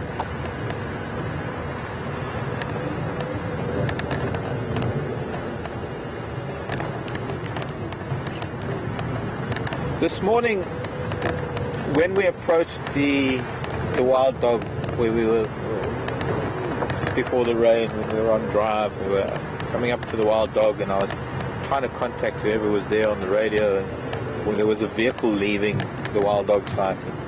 I think it was one of the Aracusa guys.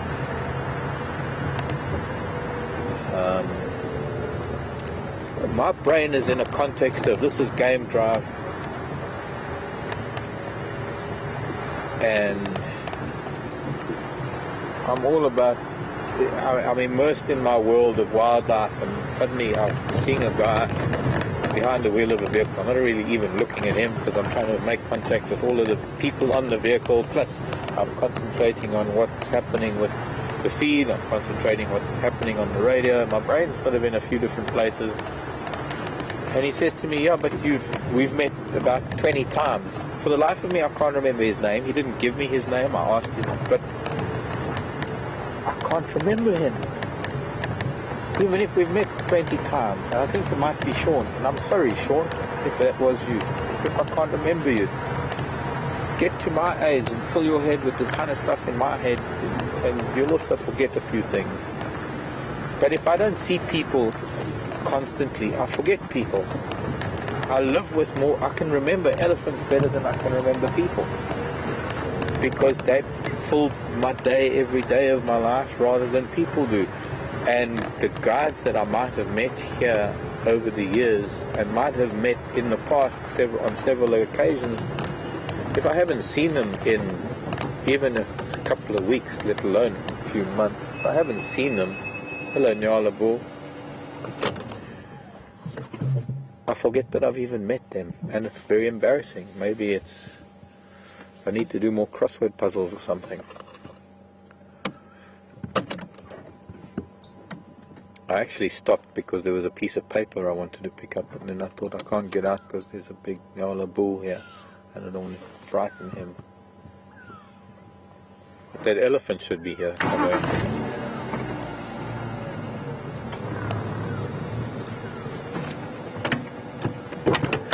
Tissue. Somebody dropped a tissue. Fortunately, it's a clean one. I hate picking up dirty tissues. It just blew off of the vehicle. Can't assume that somebody purposely dropped a tissue. I don't think anybody would do that. He says, pardon? Especially not a cute one. Especially not a cute. Yeah, they can become like gold out here in the bush. My life for a clean tissue.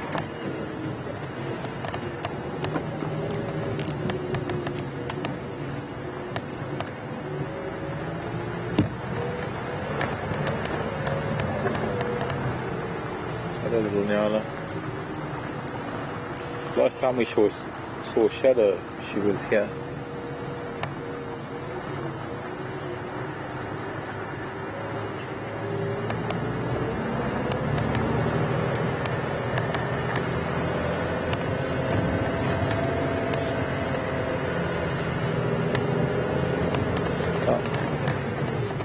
turn around. He's somewhere in this drainage line because we've got the airstrip just above us now, and he was crossing the airstrip coming this way, so he's not too far in here, but very dense, and having just rained, probably a little delicate to go in there after him. The soil, I mean, it's soft. We'll just turn around and head back. If he's not close to the road on our way back, then we'll go back to Djuma and see what we can find back at Djuma.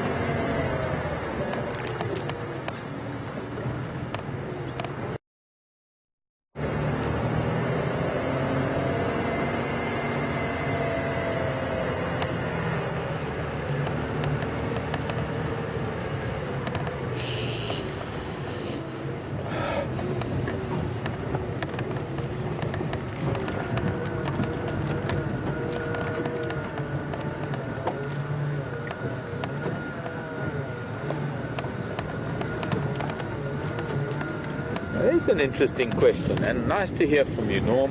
I haven't heard from you for a little while. Norm's asking about ellies and their teeth, and how strong are their teeth, considering the abrasive nature of things. And you would think that their teeth wear down after about 10 years or so. But they do, actually, Norm. You're quite right. Their teeth wear down very fast because of the abrasive nature of vegetation. In fact, what it is, it's the cellulose, the very structure, or rather the very substance that gives strength and structure to plant cells that allow trees to stand up and give the strength to wood, is actually all cellulose. And especially when it comes to bark, and sometimes even just grasses, grass blades alone can be extremely abrasive on the teeth.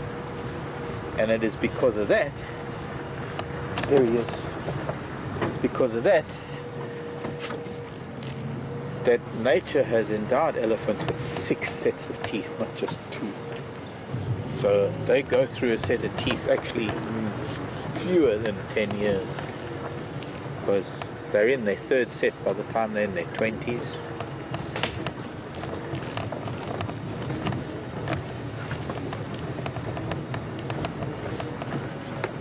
Their 5th set of teeth by the time they're in their 40s. And well, that's when their 6th set comes in, and when they lose that 6th set of teeth, then that's the end of it. They can no longer eat the vegetation that they need, the roughage, they can no longer satisfy that stomach, because the stomach and the digestive system of an elephant is so dependent on branches and bark and really heavy material. And if they can't eat that, then sadly they can't sustain their body weight and they will die. They also can't flush their stomach, so they can die with full stomachs, and invariably it becomes just grasses, because when their last set of teeth wear out, all they can really eat are the lush green grasses that you find down here in riverbeds and marshlands.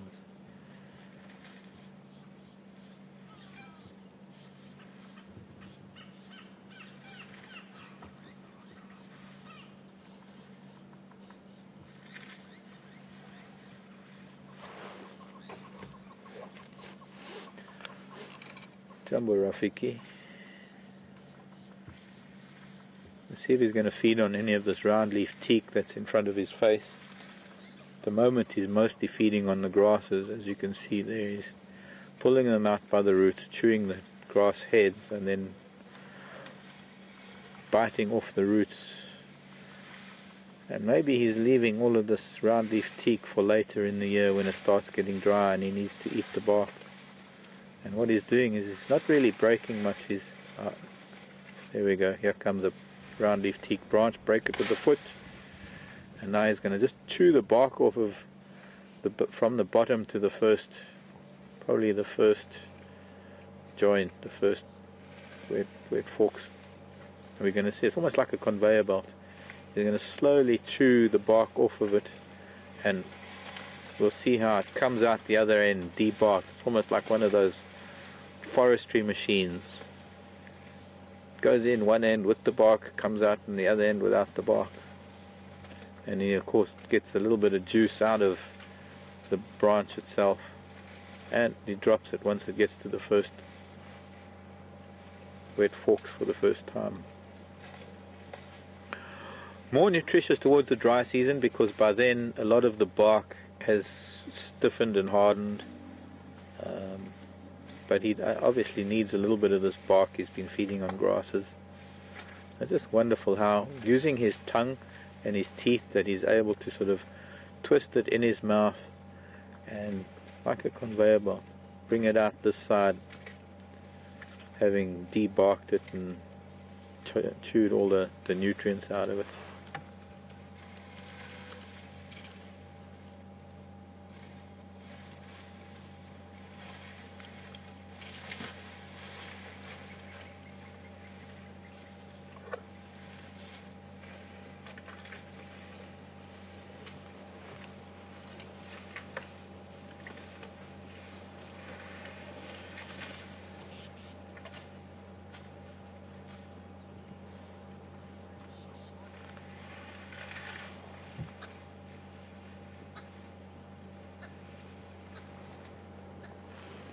Holly wants to know if there are particular areas that elephants go for medicinal elements. In some parts of Africa there are, Holly. Here there aren't really any particular areas that they would go to, because I'm sure there are certain, and there's, what, you don't like me talking or what? There are certain bark or certain trees that they'll use the bark medicinally, marulas or knob thorns, things like that, but not really that many areas. I mean, there's some places in the dry riverbeds where the erosion has caused quite steep sides, where they might dig in at the clay to get certain minerals, but not to the extent that some elephants do elsewhere in Africa. I mean, they're the famous cave visiting elephants up, I think that's in the Aberdares maybe, or somewhere up in Kenya, where elephants walk hundreds of yards deep into these caves to get to the salts that you find in the deepest recesses of these caves.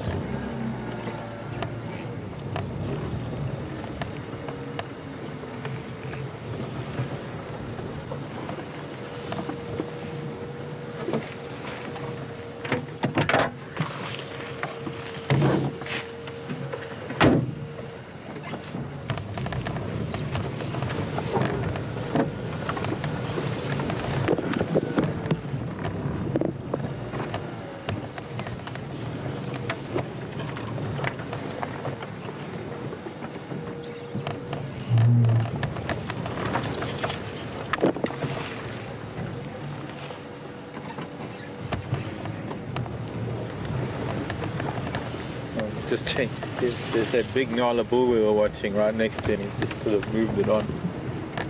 I've got this piece of teak that I want to show you, because it was in his mouth, and we filmed it in his mouth. So I've got elephant saliva on my hand, so he's been chewing on it. So I want to show it to you in a little bit.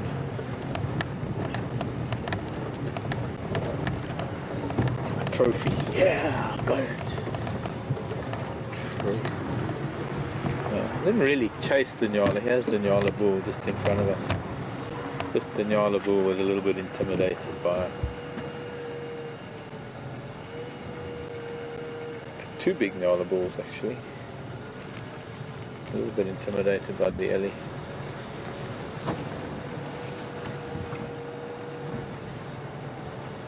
And there, more round leaf teak between him and us that he might come and eat. But while he's on his way here, let me show you. This is what it looks like afterwards. Now, oops, handbrake, Mark, handbrake. As you can see, the round leaf teak doesn't really have any thorns or spines, so the leaves themselves are not really that palatable. I think sometimes they might eat them, like they might sometimes eat mapani leaves. A lot of insect activity on the leaves. Now this one hasn't really branched, it's a single trunk, but you can see where he's eaten the bark from here.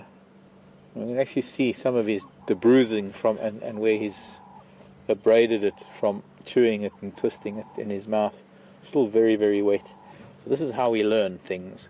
That I've just seen him eating on this piece of round leaf teak, and it gives me a chance to feel how wet the bark is, gives me a chance to feel how wet it feels having just been debarked. Still a little bit of, I suppose, moisture from his tongue and his saliva, and now I know how it feels immediately after an elephant has fed on it. So when I'm out walking in that and I find something like this and I feel this dampness, I know that there's an elephant close by.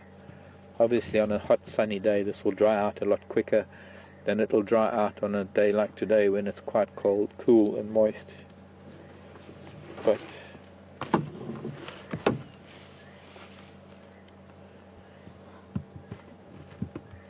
that's how we learn. We pick up after animals and we feel things and we touch things and we smell things and sometimes we taste things. Gone back to grasses, but there is this other little round leaf teak. And I've spoken how they actually harvest round leaf teak. There we go, he's going to break some more off and he's going to be eating some more bark now. Instead of them letting these trees get to trees to be the shape of a tree, they're constantly breaking these trees down to the base so that they recoppice like this, so that they become these shrubs, because they can offer to some extent every year a vital element to their diet. And I suppose part of it might be even the tannins are necessary for something in their digestive system, because it must be quite high in tannin.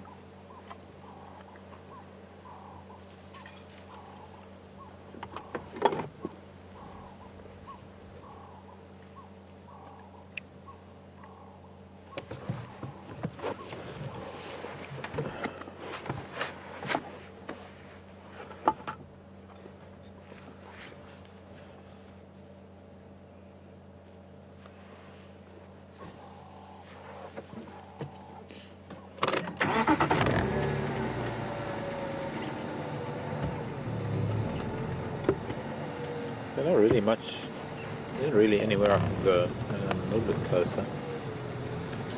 But to change position as he comes out, you're going to have to wait for him.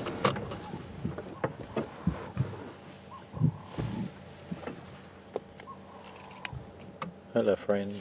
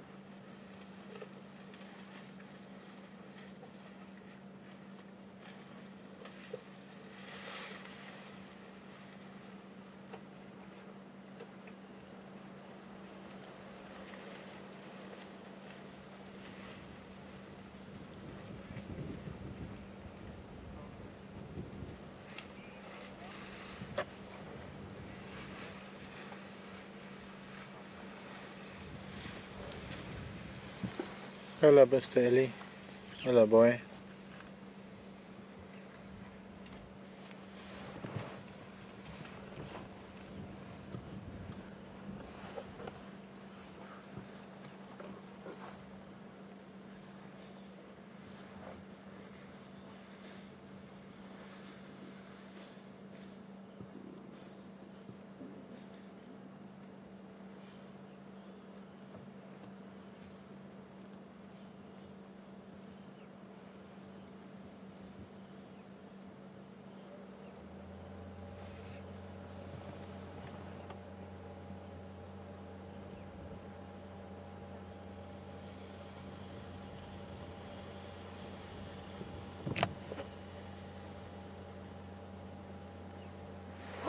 You hear another one?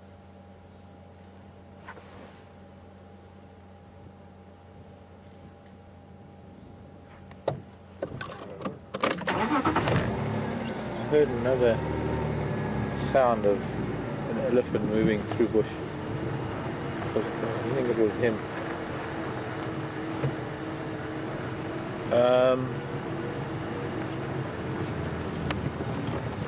Sorry, Andrew, please repeat that last one. Something about Ellie's leaving the herd. It was over some news on the other Game Drive channel about Shadow, so I didn't hear it.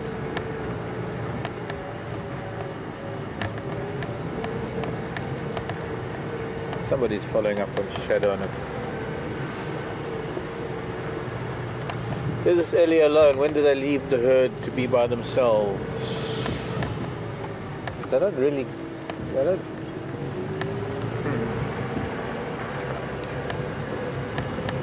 Who is that from? Okay, we're going to leave him be. Head back to Djuma. Go and find the hyena or something. Eileen.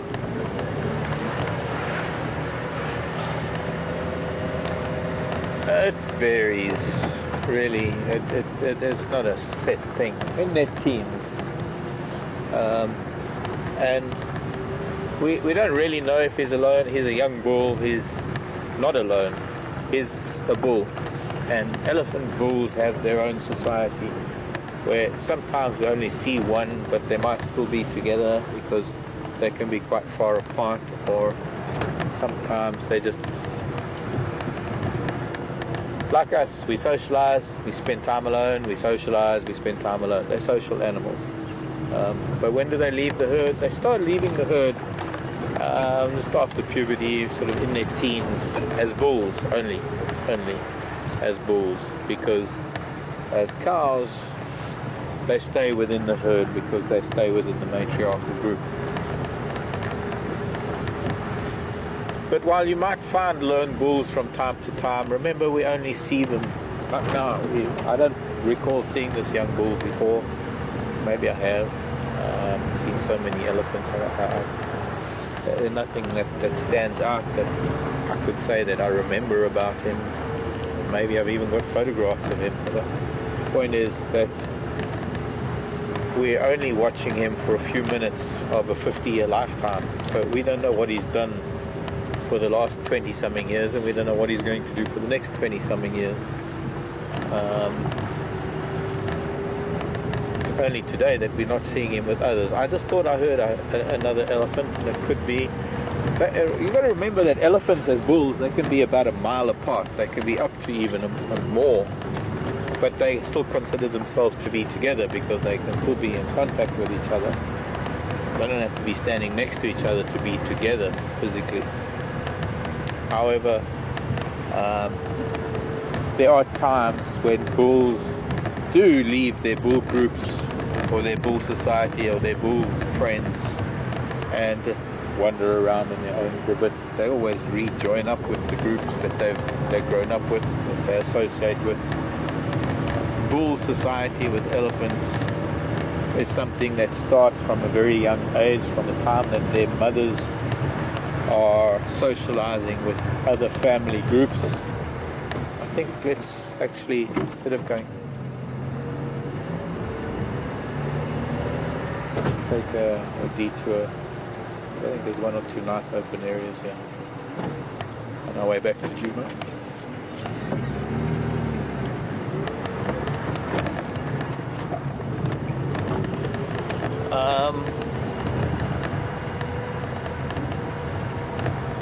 But I suppose anything from about 15 onwards for the next few years, anything from about 14, 15, just after puberty. Now, elephants age at a very similar rate to humans. Their development, the rate of development is very much the same as ours. And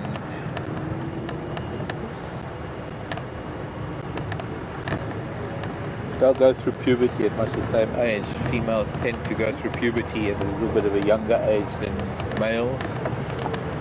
So anything from 9 to 12 for young female elephant. Anything from about, I say, 10 to 12 for bulls.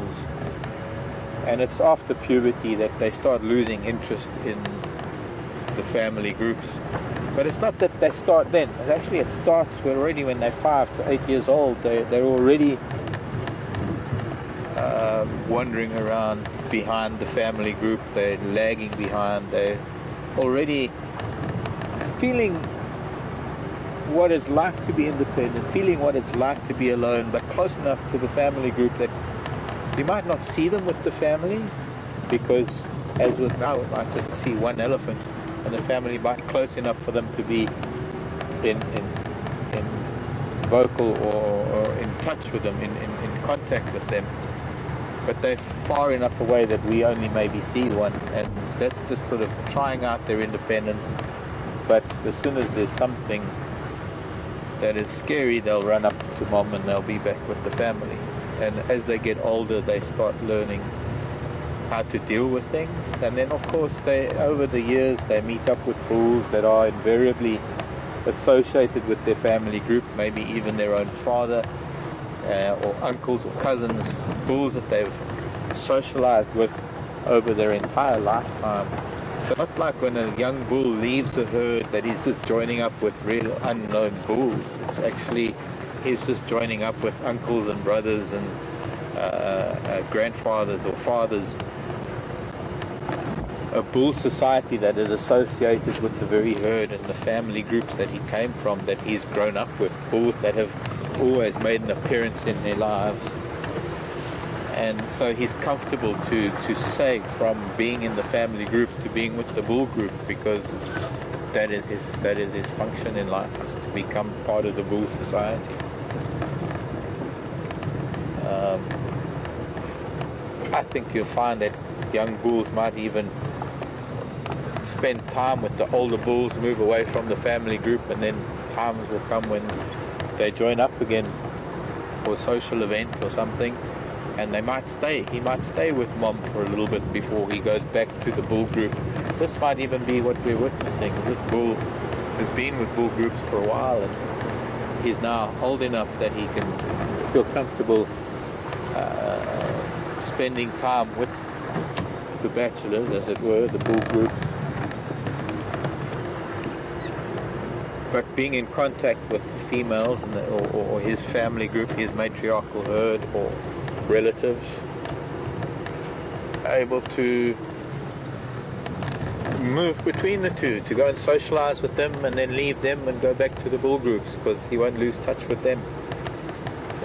It's a very complex thing. It's almost like, well, very similar to the way we live.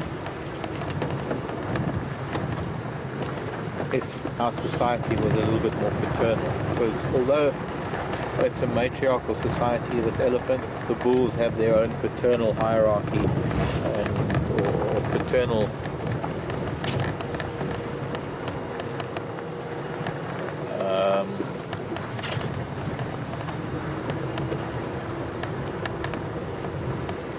obligation, I think, for want of a better word, where it's not a case of bulls just mating with the cows and then leaving them and forgetting about it. Elephant broke a tree. I wonder if it was he.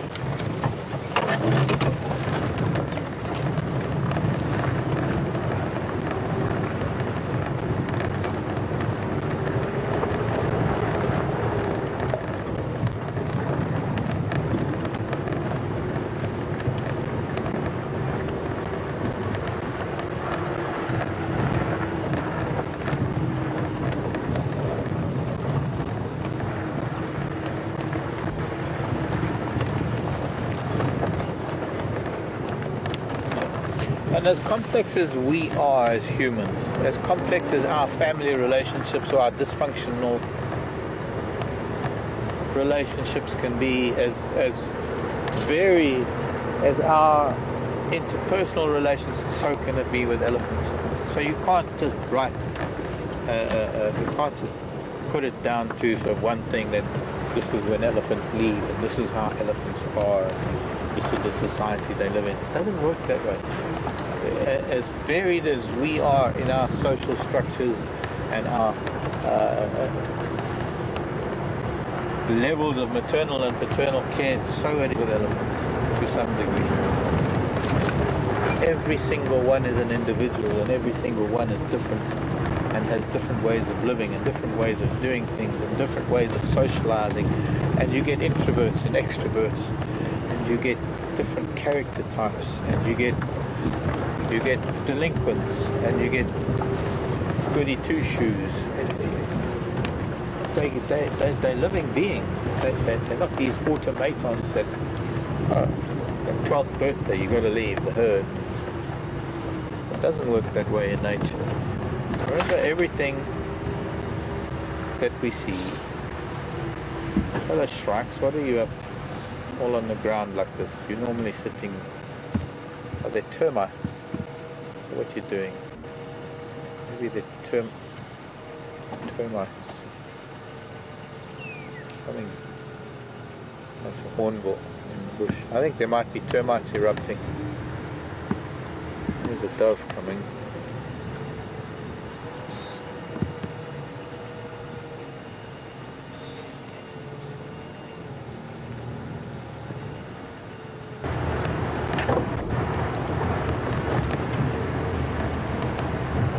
Sarah wants to know if I've ever found an elephant tooth, and do elephant jaws move up and down as well as side to side? Yes, they do, Sarah. Chewing is a combination of up and down. Oh, wildebeest running this way. I wonder if that's quarantine wildebeest. That's Brian's husband, Brian's mom's husband, Brian's dad.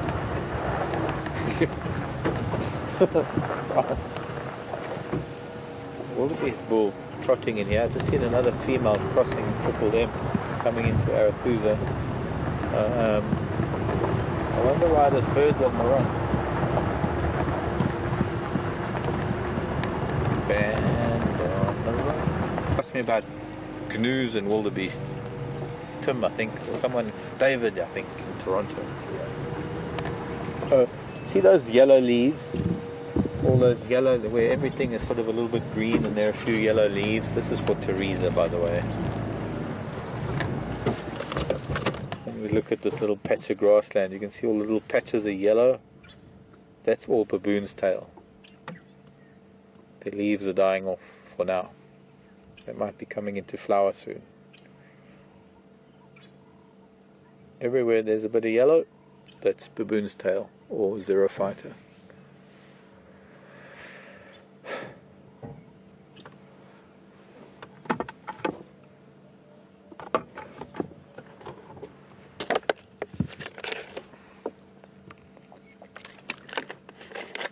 Have I ever found an elephant's tooth? I have, Sarah, but that's not necessarily from elephant losing them.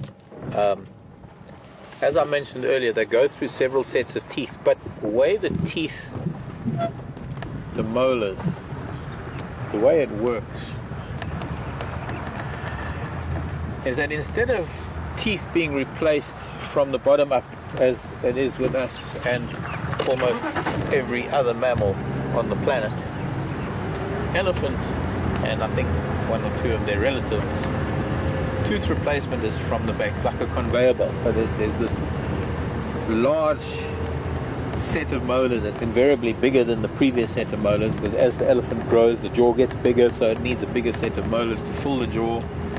And as it grows, the molar sets basically move forward in the jaw, and when they get to the front of the jaw, in the process of chewing and everything, they start fragmenting and breaking up, and sometimes those fragments are maybe swallowed, and a lot of times those fragments are spat out. But to be honest, I've never found any fragments of elephant molars. I suppose I should look closer to elephant dung sometime. However, I have found once, and maybe twice, but there was once a few years ago, maybe you remember, I don't know, it was a very, very dry year around Twin Dams, and I found the tip of an elephant's tusk. Now we see how sometimes when elephants are feeding, they will take a branch and they will wrap a branch over they'll hold it with the trunk and wrap it over the tusk and break it, almost lever it with the tusk. And by doing that consistently over time, the tusk actually wears a groove in it. In fact, that groove wears so thin over time that it actually will eventually break. And I think that is what it is that I found at one stage many, many years ago.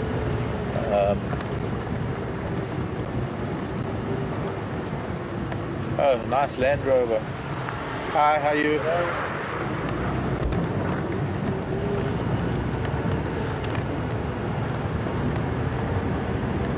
Nice Land Rover. Landowner, local landowner. Saying hello. Seems to be on a mission. This road's already been dragged and graded today after the rain, which is good, I suppose.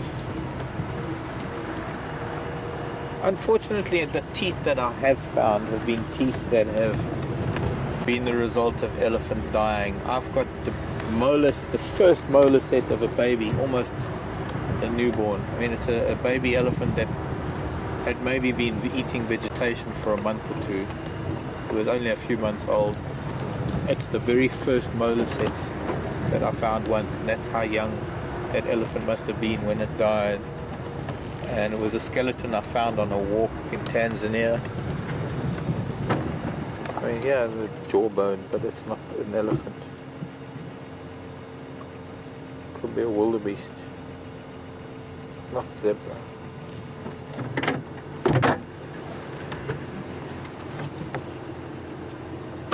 Maybe how many times we drive this? For some reason, there's this jawbone has been brought into the road.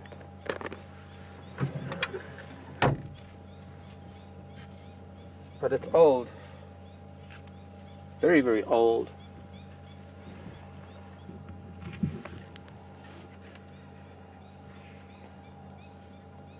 And it's quite a young animal actually, because, I mean, we're talking about tooth replacement and we're talking about how things work.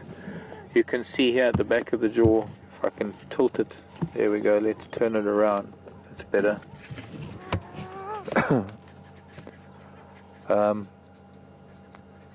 This is a young, I'm trying to see, actually it might, with that kind of jaw, looks like it could be zebra. It's too big for wildebeest, but it's not wildebeest. That's very, very square, there we go, very, very square jaw, lends itself more towards zebra than anything else. Any of you horsey people out there might recognize it, the shape of the teeth.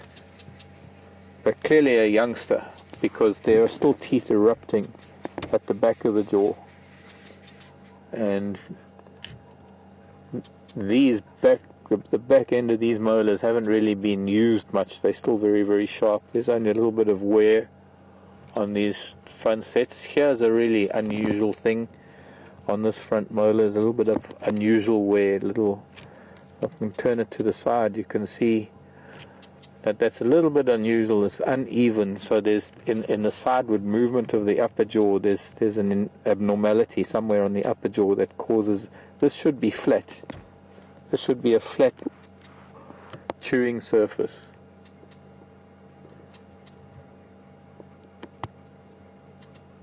Anyway, that's the inside of the jaw that you're looking at, and that's the outside of the jaw. Let's move it back.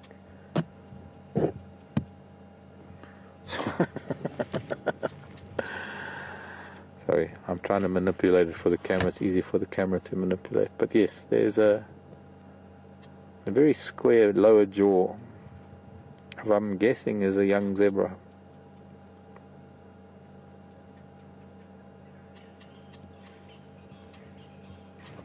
almost imagine the back of the zebra's jaw, just that shape that the antelope don't have.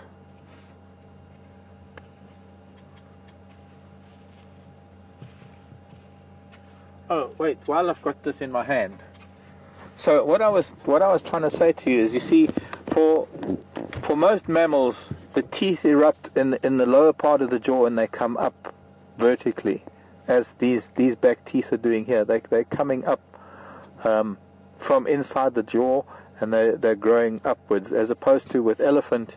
If you can zoom out a little bit, the teeth themselves start developing in the back of the jaw, and they actually move forward. So there's a whole molar set that when there's one molar set that is already being used in the jaw, there's another molar set that's at the back of the jaw that is starting to move forward. So it's not like a case of there's one set of molars within the jaw and then that goes and then another one comes in. You'll find that from about the teenage years, you've got the fragmenting previous set moving forward in the jaw, the next set in play, and then the next set coming out, so that it can even be that as the next set of teeth are starting to emerge in the jaw of the elephant, the front part of that set of teeth is already starting to get worn, as is the use of the hind part of the previous set, not the previous, but the old set. As it's fragmenting, the hind part of that is still being used, and then there's still the bulk of the set within the jaw that is being used. It's a remarkable way that nature has adapted or the adaptation of an elephant to be able to survive for as long as they do, and to be able to eat the kind of vegetation that they do. See, these herbivores only have two sets of teeth. They have their baby teeth, and then these are now the adult teeth coming out. Unfortunately, this poor child died before it even got to adulthood, because those back teeth didn't even erupt.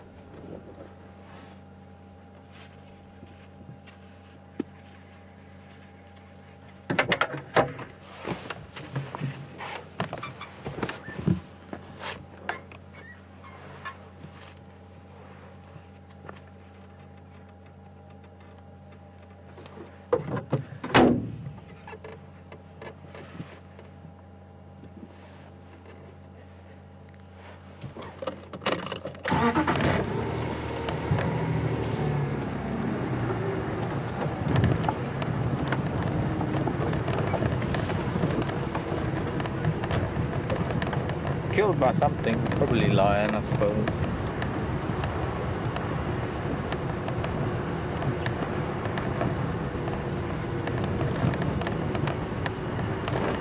The local channel.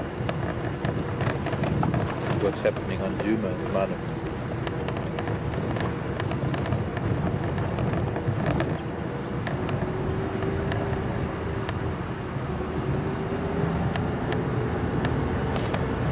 Hello, Ellen. Ellen sent an email asking about the skull of the wildebeest that was killed this past week. As some of you might not have been able to view our drives during the week and are only able to watch on weekends. I believe it's a weekend now, and almost end of. But to fill you in, just in case you don't know, and maybe you're a new viewer, but we have had, in fact, I'm sure the wildebeest that we just saw now, just trotting out onto Arathusa, I'm not sure it's the same wildebeest herd, although we only saw two of them. We had a resident, we have had, and we do have a resident herd of wildebeest that live close to camp. There's an open area near camp we call Quarantine. That's another long story.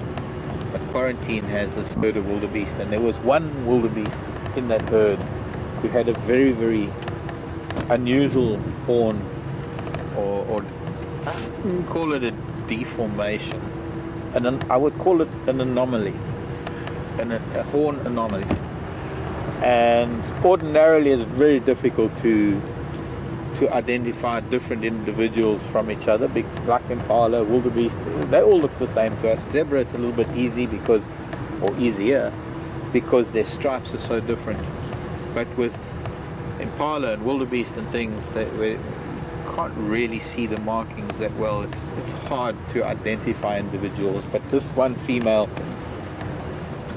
I was going to say she stood out like a sore thumb, but she didn't. She stood out like a broken horn, and she did. She had a broken horn. And before I arrived here in November last year, when the wildebeest were starting to calve, we were very lucky to be able to capture live birth of wildebeest, and she was the second live birth that we captured. Brian, you were on camera, weren't you? Brian was on camera, and that wildebeest that was born became known as Brian, and the mom was known as Brian's mom.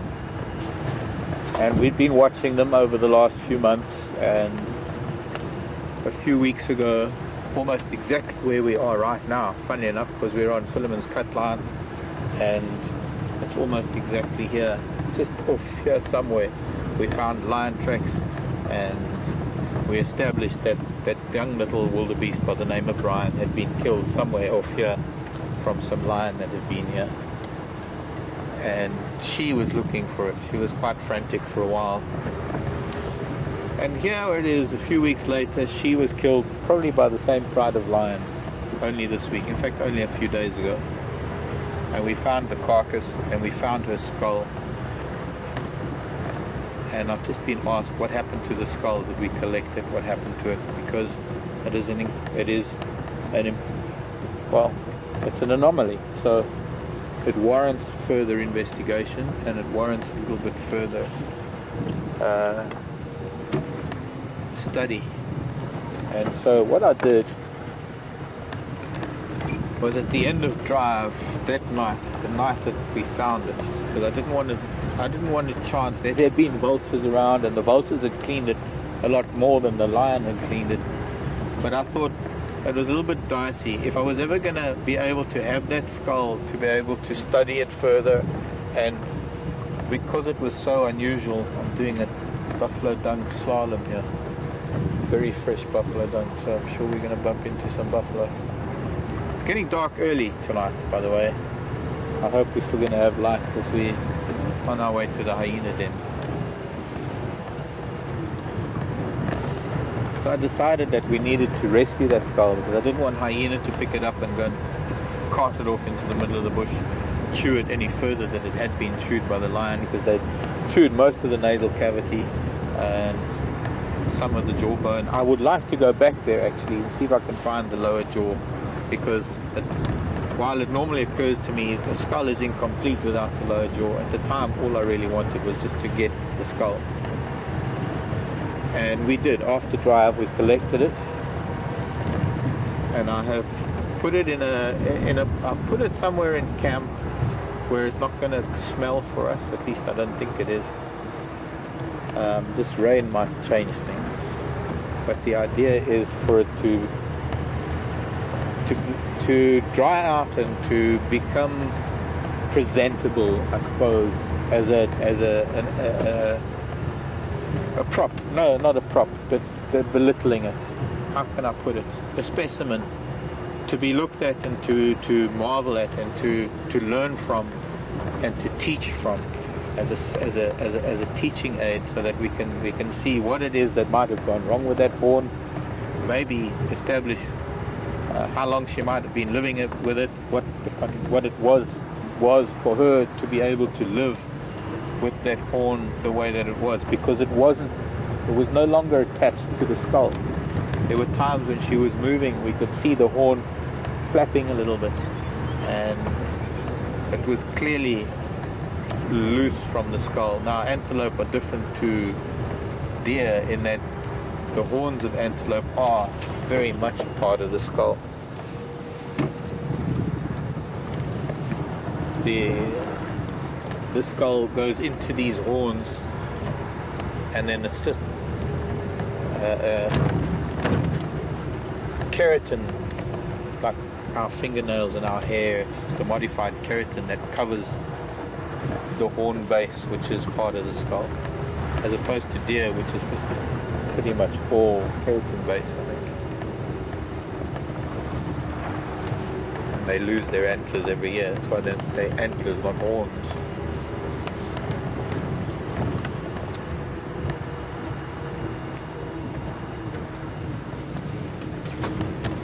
So with our cloud cover, I think it's a little bit darker than it normally is.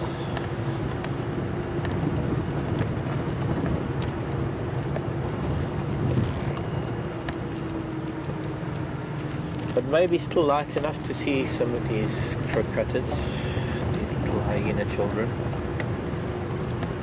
I see where I was getting some photos. There was a photo that, I'm sorry if I can't remember who it was, that posted it February the 10th, I think it was. Those two cubs that Tara saw. See, last night in the dark we had two tiny little ones that were very, very shy and very nervous. And my last time here a few days ago, there was one little one that was a little, I'm sure it was a little bit bigger. It was a lot more bold. Look at it, there's nobody here. Maybe they've even moved dens. It has been a couple of weeks since they were seen here. Did Scott find baby hyenas before he left? I don't think so. It was Tara. Somebody told me that Scott saw. But anyways, nothing here at the den. Maybe tomorrow we got to go up to the den on Zoe's Road, see if they haven't moved there.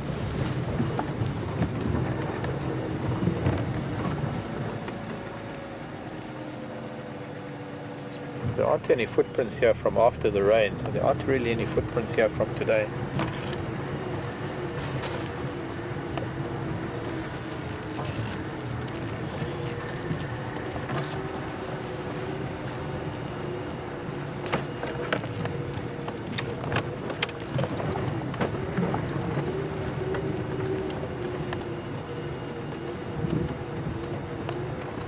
Hello, Richard. In Ohio. Rich wants to know if we get tornadoes. He says, we know, Richard knows we get thunderstorms, but do we get tornadoes? No, we get the occasional cyclone that comes off the Mozambique coast that sort of blows in this way that can cause havoc, but tornadoes, not here. There have been sort of the equivalent of tornadoes maybe in some parts of South Africa.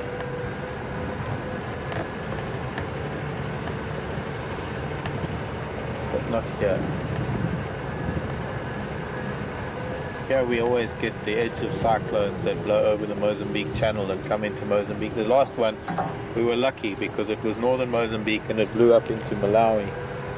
Unfortunately, it caused a lot of havoc in northern Mozambique and flood chaos in Malawi, and it missed us. I wouldn't be surprised if this weather that we've got now is the edge of some cyclone that's blowing off the Mozambique coast.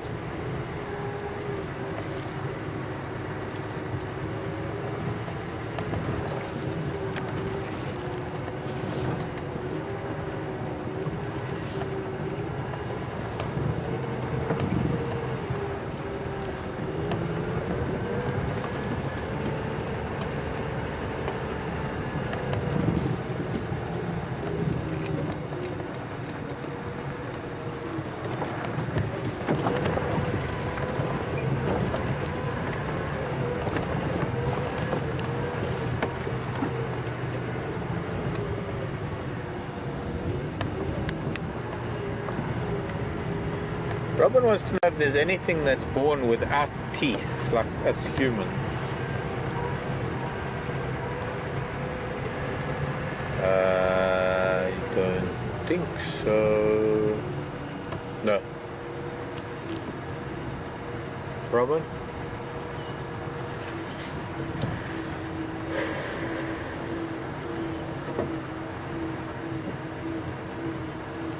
I can't be certain. Maybe there might be some small rodents. Maybe all of the rodents I don't know, those tiny little squirmy things that are baby rodents when they're born, those little pink things. I'm guessing maybe they're born without teeth. A lot of the small mammals. I couldn't answer that off the top of my head, Robin. That's a really difficult question. Something that I would never have thought of thinking about, but now that you've asked it, I guess it's going to make me think. I'm going to look at it this way. That most mammals, most large mammals, when they are born, they have to be, to some extent, they have to be motile enough to move around. Well, especially the herbivores. Well, we know that all the herbivores are born and are able to move within a short amount of time of being born. They're able to get up onto their legs and walk around. Oh, hang on, I've got to move a few things.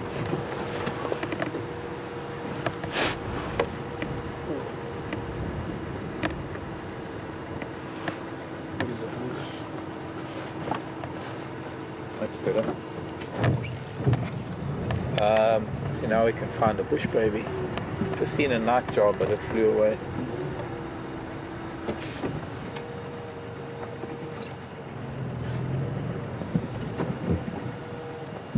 Sorry, leaves. Pale coloured leaves. There's a bush baby. There's a bush baby. Oh, it's not. That's a kudu. Hello, boys. Sorry. These are our kudu. I just saw an eye, and it looked like it was in the fork of a tree. I thought, oh, it's a bush baby. But I don't want to shine it in his face. But also, this is a diurnal animal. We tend not to want to disturb diurnal animals at night.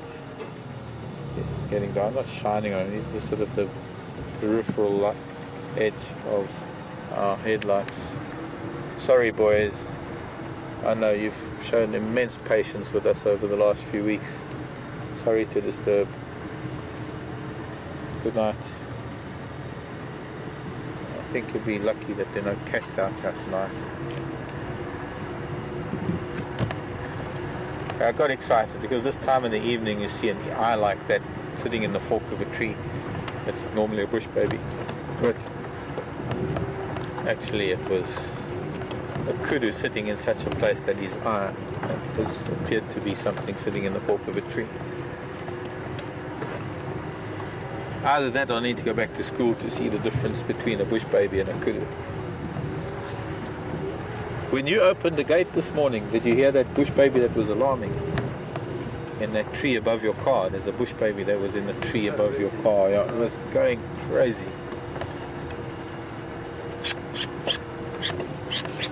That's sort of the bush baby alarm call. Right. Brief moment where it's darker than normal because there's so much cloud and it's really dark grey cloud, and we've got a few moments left of our drive. Maybe we can find something nocturnal that might be out early because it's getting dark so quickly.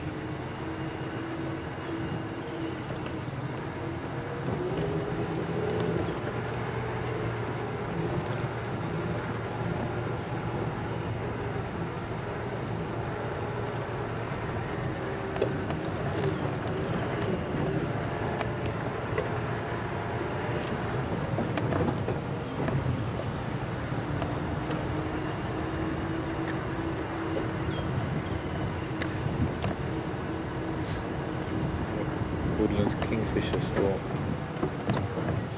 chirping as dark as it is.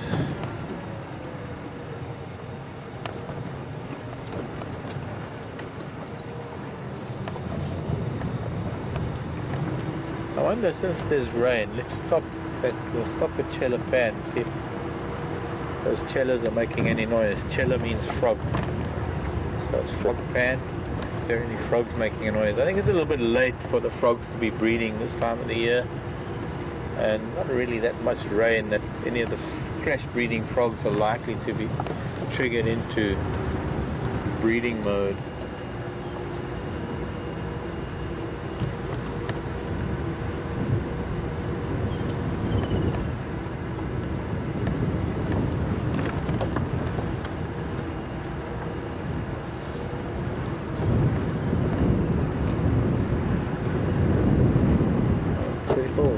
nightjar? Was it? Yeah, was it a nightjar?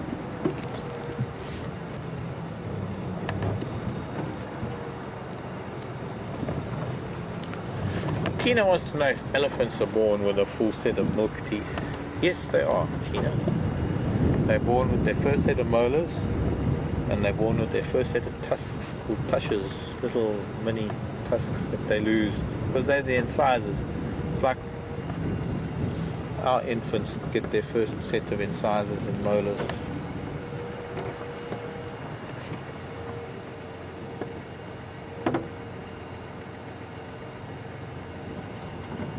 Not the sound from any frogs.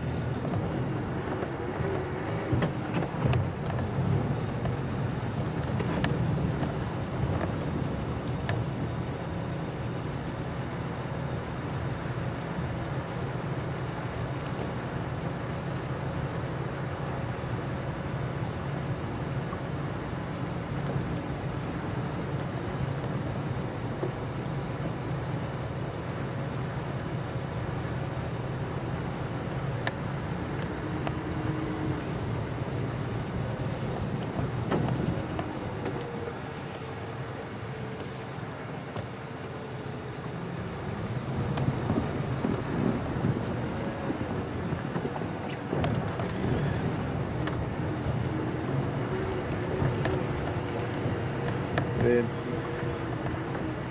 real teeth start coming through 2 to 3 years.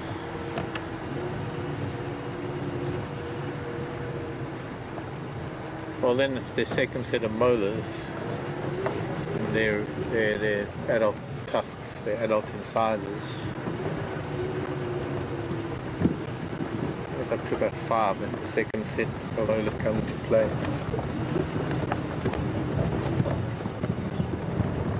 See if I can find a table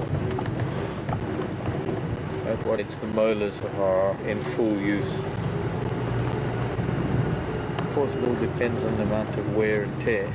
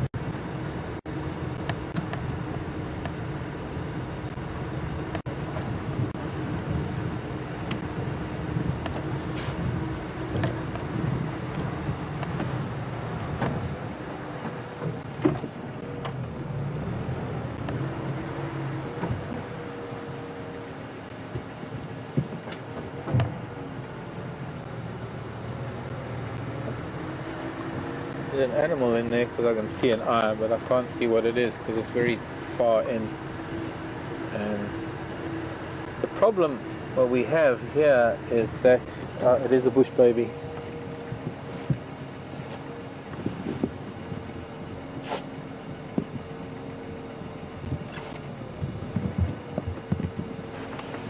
to the left of that trunk.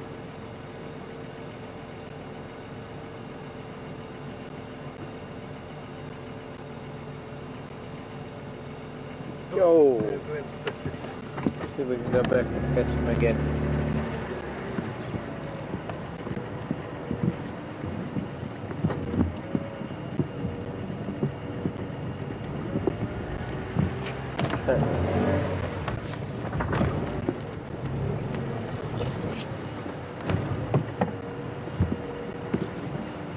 I don't know if you saw that. I think anybody saw that. Maybe just a little bit of movement. Oh, there it is, up at the top of that tree there.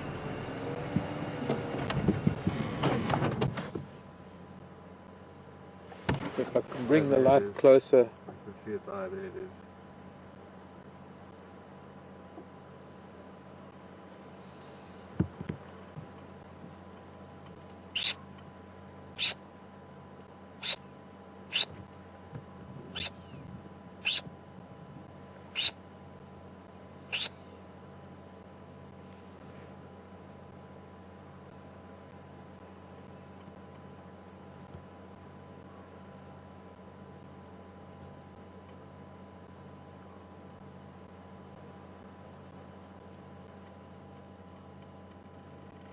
They're not moving now.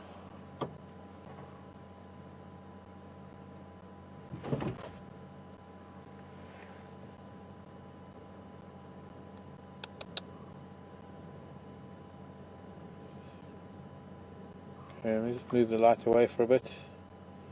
Keep the camera there.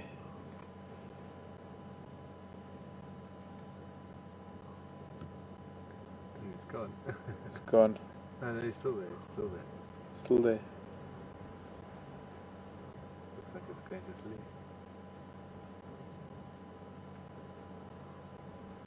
Oh, it's hiding. Okay. Enough light on one bush baby for now.